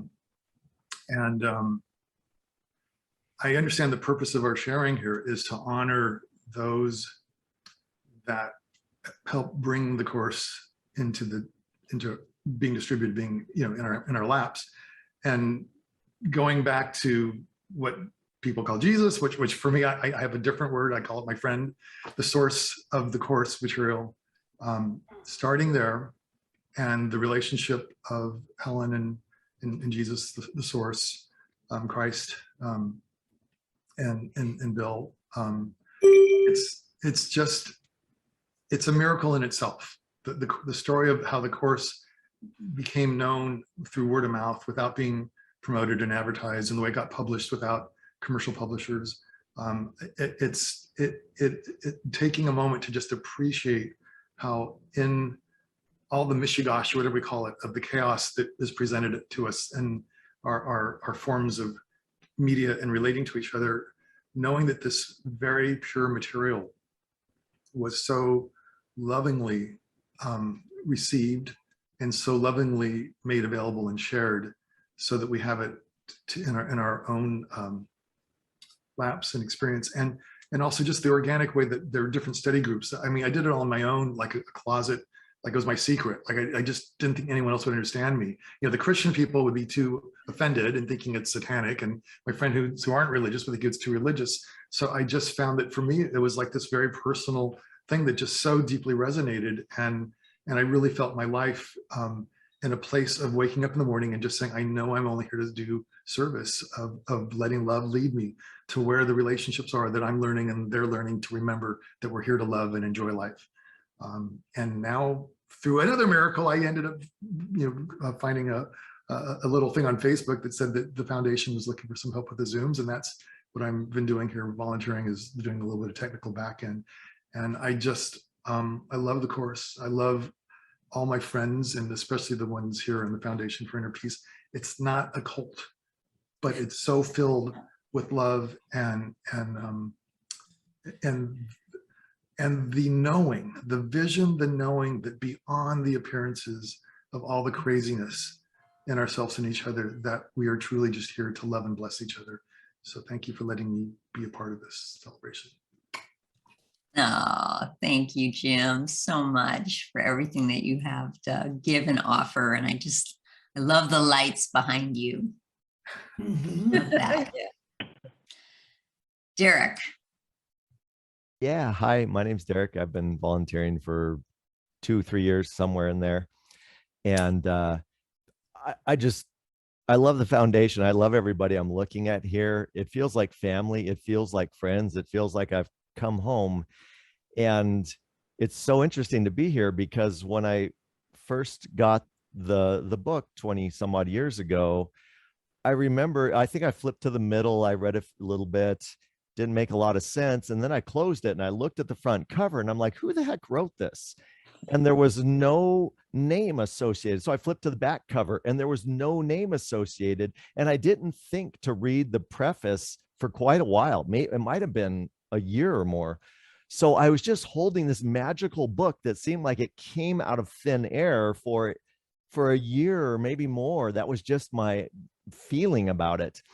And then at some point I realized, oh, there were actually people who brought this. There's like real people who, wrote this stuff down and typed this stuff up. And so to have stumbled into this group just 20 years later, and to have actually met Judy many times over the last couple of years and met Robert a number of times. And they're such wonderful people. And I'm like, oh my gosh, these are the people behind this thing that I thought got channeled out of thin air for so many years. So I just feel so blessed to actually have met them. I didn't meet everybody. I didn't meet Ken and, Bill and Helen, but to have met Judy and Bob, I just feel so blessed. And it's great to be here with everybody. So thank you. Oh, thank you so much, Derek. And Derek is actually one of our oldest volunteers, one of our first volunteers. Thank you for everything. You're welcome. It's been wonderful. That's good, Sharon. That's really good. Yeah. So, Katja. Hi, everyone. My name is Katja, and I'm based in the Netherlands. I've been a volunteer for probably over 2 years now. I've answered the call that was sent out for volunteers and felt very fortunate to be selected to be able to contribute to our mission, as Yoni says. I also see this as a mission. And I would echo everything that everyone else said. This feels like family. It feels like coming home. I'm very grateful for having this group of people that I can speak to about the course, and just in general, the course has found me a few years ago, and I couldn't be happier that I finally found a book that answers the questions that I didn't know I even had, which is what I always say. So thank you for having me. Oh, thank you so much, Katja. The best. We have Europe represented here. I love it. So, okay, Miss Ardith. Oh, hello. I'm Ardith. I'm Ardith Oakes, and I'm known for talking a lot, but I'm going to try to keep it short this time. I found the course back in Phoenix, Arizona in the early 80s, and then just stuffed it away, carried it with me, and finally gave the 3 volumes away, and studied all kinds of other paths until I got to Oregon and found a copy of the single volume in the library, and it called to me. So I took it home, and since 2010, I've been back where I should be, because this is a call. I thank the Holy Spirit for bringing me here. And actually, I'm an admin in the Let's Discuss group connected to the foundation, which is the wonderful foundation, beautiful people. I'm so grateful to be here and to study this wonderful course and to pay attention to the call that I got. I could have passed it by, but that was also a nudge, and I'm glad I followed it. All I can say is that anyone who encounters this course can definitely celebrate Helen's birthday and all the other wonderful people, including Judy Skutch Whitson, who I had the great privilege to not meet in person, but to speak with in our meetings. This has just been a glorious, glorious way to live my life. And I just hope and pray, and I know that those who are called to this wonderful course and the wonderful people that are involved in it are going to just be so glad that they opened their ears and really, really listened. So blessings and love to all of you, and thank you so much. And by the way, one last thing, I was dragged kicking and screaming to come into the group to do, I said, I can't do this mod admin thing. So when that happened, I knew that was the exclamation point. Anyway, thank you very much. I love you all. Ardith, we love you too. And there's never too much that you have to share. We love your sharing, and we appreciate all that you do to actually join with our brothers and sisters on Facebook, through Facebook, and partner with everybody that has a voice around the course. So thank you. Thank you. Of course. Mr. Jerome. Hi, I'm Jerome Imhoff, and it seems like an overwhelming task to express gratitude for A Course in Miracles, considering how much it has changed my life. I first discovered the Course in the early 90s through the book A Return to Love by Marianne Williamson. And then in 2008, on Father's Day, I happened to be shopping in my favorite bookstore in San Francisco, Aardvark Books, just around the corner from where I lived. And I found a used copy of A Course in Miracles on the bookshelf and realized at that point I had been looking for it. So I took it home and began reading it, and just the introduction threw me for a loop. It just knocked me over. It was so profound. And then I learned more about how the course came about, and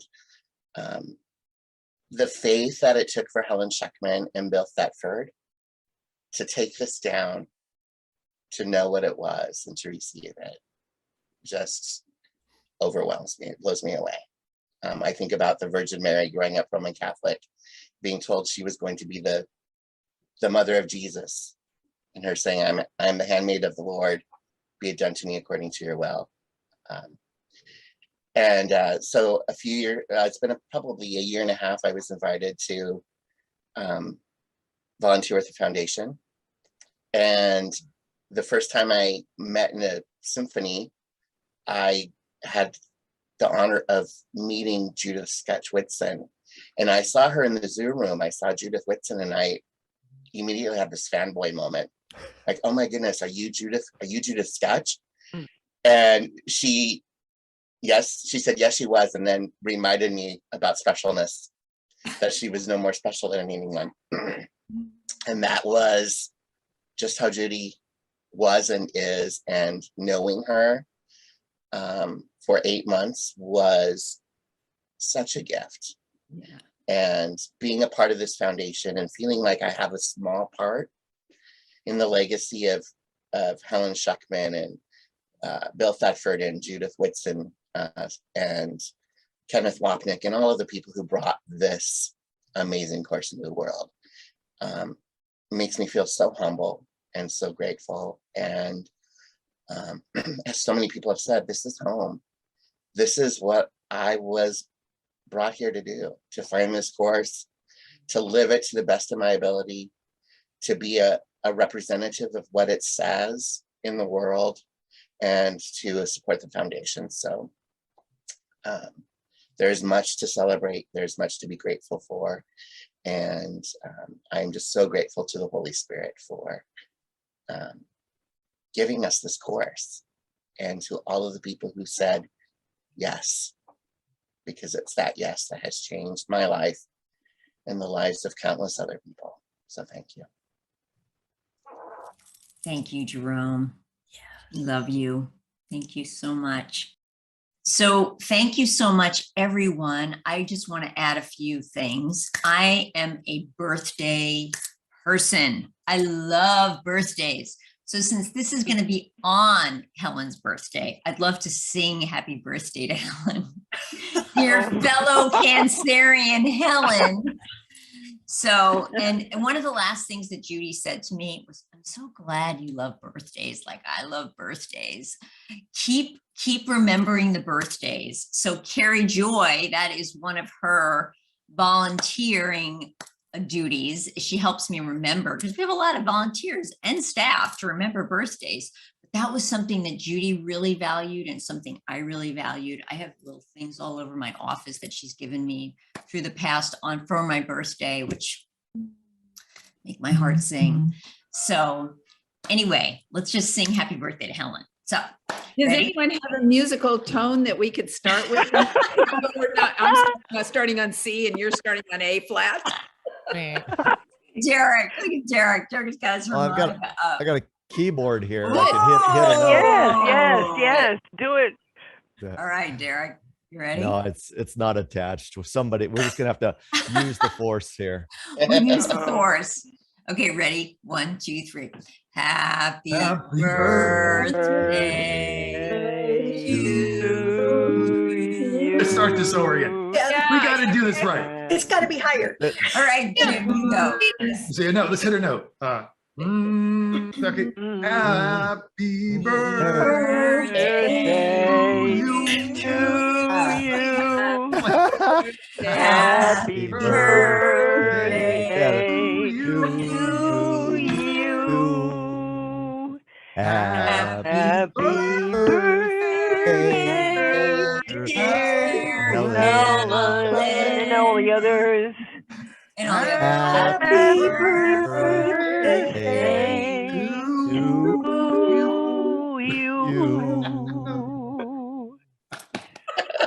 Yay, yay, yay, yay, yay. Fabulous. So, it was fabulous. Happy Oh, and it was birthday, Mindy Helen. Fradkin. Mindy Fradkin's my friend. I was just great. She's the one that turned around the course. I had to throw that in there. Thank you. Okay, wonderful. Oh my gosh, I just want to say that that's the perfect birthday death chant.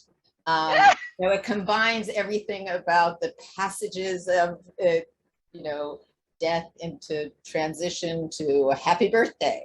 And it does remind me how my mother passed away exactly 4 a.m. on October 19th, which was the exact time, literally 24 years earlier, that she was at the birth of my son in the room, and she held him at 4 a.m. and she asked permission of my son to go on his birthday and to pass at that moment. So it brought the whole cycle of death and for me, for being in the room with my son being born and my mother's, and to holding my mother as she transitioned, and it was quite extraordinary.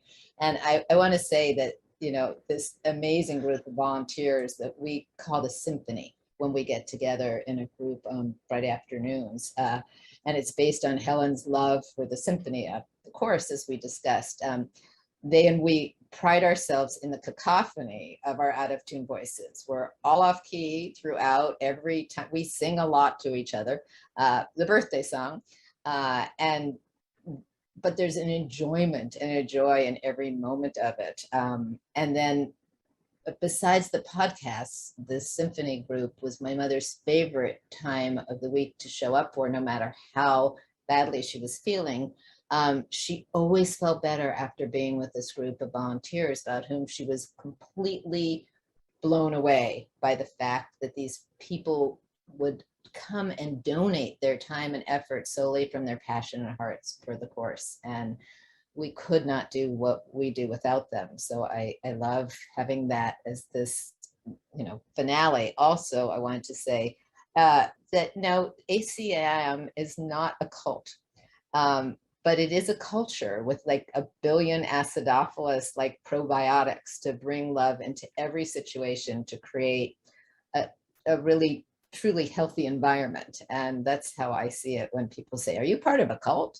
And I've had to answer that a few times. So also want to say that we really apologize that we didn't end up with live comments in this and an open like type, but we will, I'm going to have Selena really say this more clearly, but we will be posting this online on our website, and people will be told when it is, and anyone from here on in perpetuity can contribute to this, add to it for people to come and see. So if you still feel like saying something and you hadn't gotten the opportunity, you can still do that through our website, and it will be there forever, your gratitude. And I just want to say thank you to all of you for coming and carrying us with all the love that you have for a pretty long day, and just kept it going through this incredible wave of love that we got to ride. So thank you. It's a love fest. It's a love fest. It's a love fest. And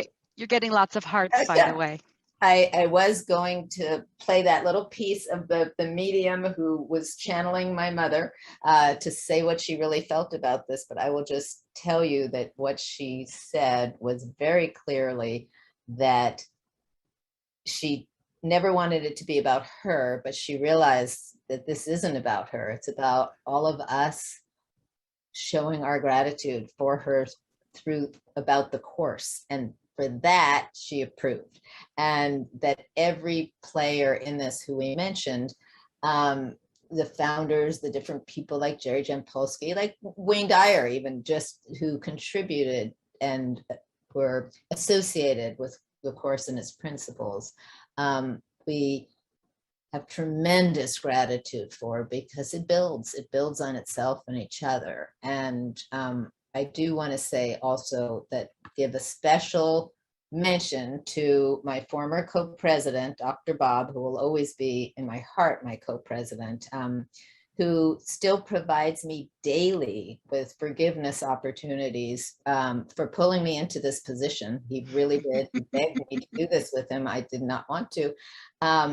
And, you know, now the forgiveness opportunities are with, you know, for pulling me in without his help in the mundane. But it seems to be what I need to be doing. So happy birthday, Helen, forever. And happy birthday, everyone else.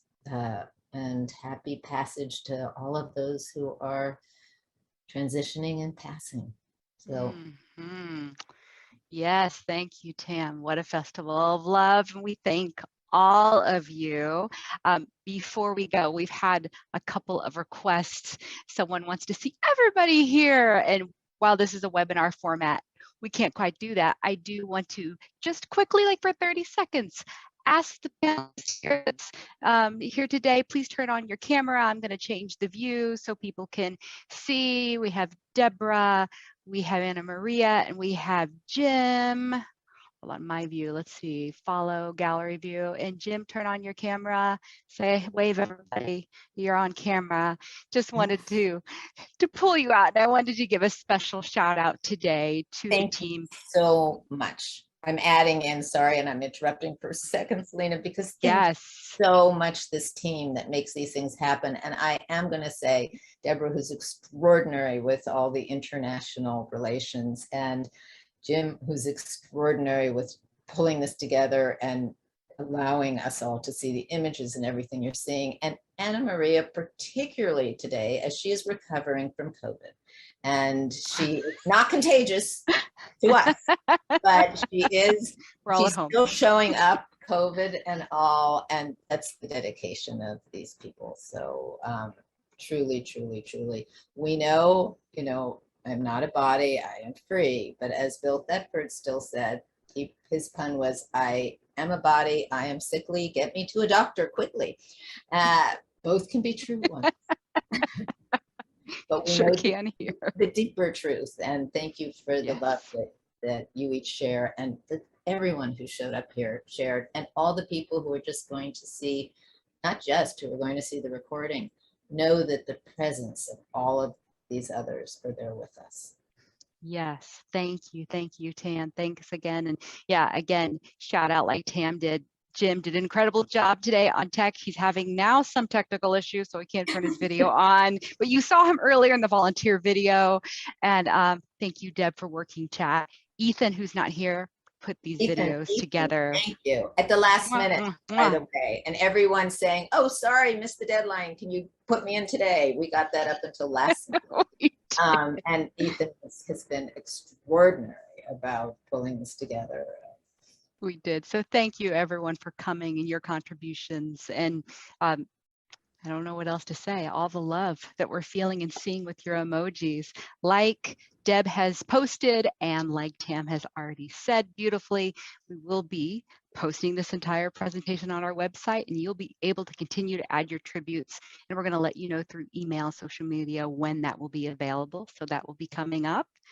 And I think no. Thank you, Selena, for not only for thank you, Selena, and not only for making sure this happened, but also for the tremendous patience in working with someone like me who is extremely in the present and not pre-organized, and our staff really has to put up with that with me because so much is on my plate. I just stay in the present, and Selena's grace and kindness through this to put this together in an organized fashion has been astounding. So thank you.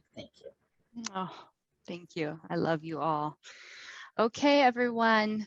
Here we go. We're going to leave you. We thought today we will leave you with Encore. It's a memorial video created earlier this year. Many of you may have seen it. April 12th was Judy's birthday. And so we put together a video to honor Judy. And it's a beautiful, about 5 minutes, pictures to music. And we leave it to you today in love.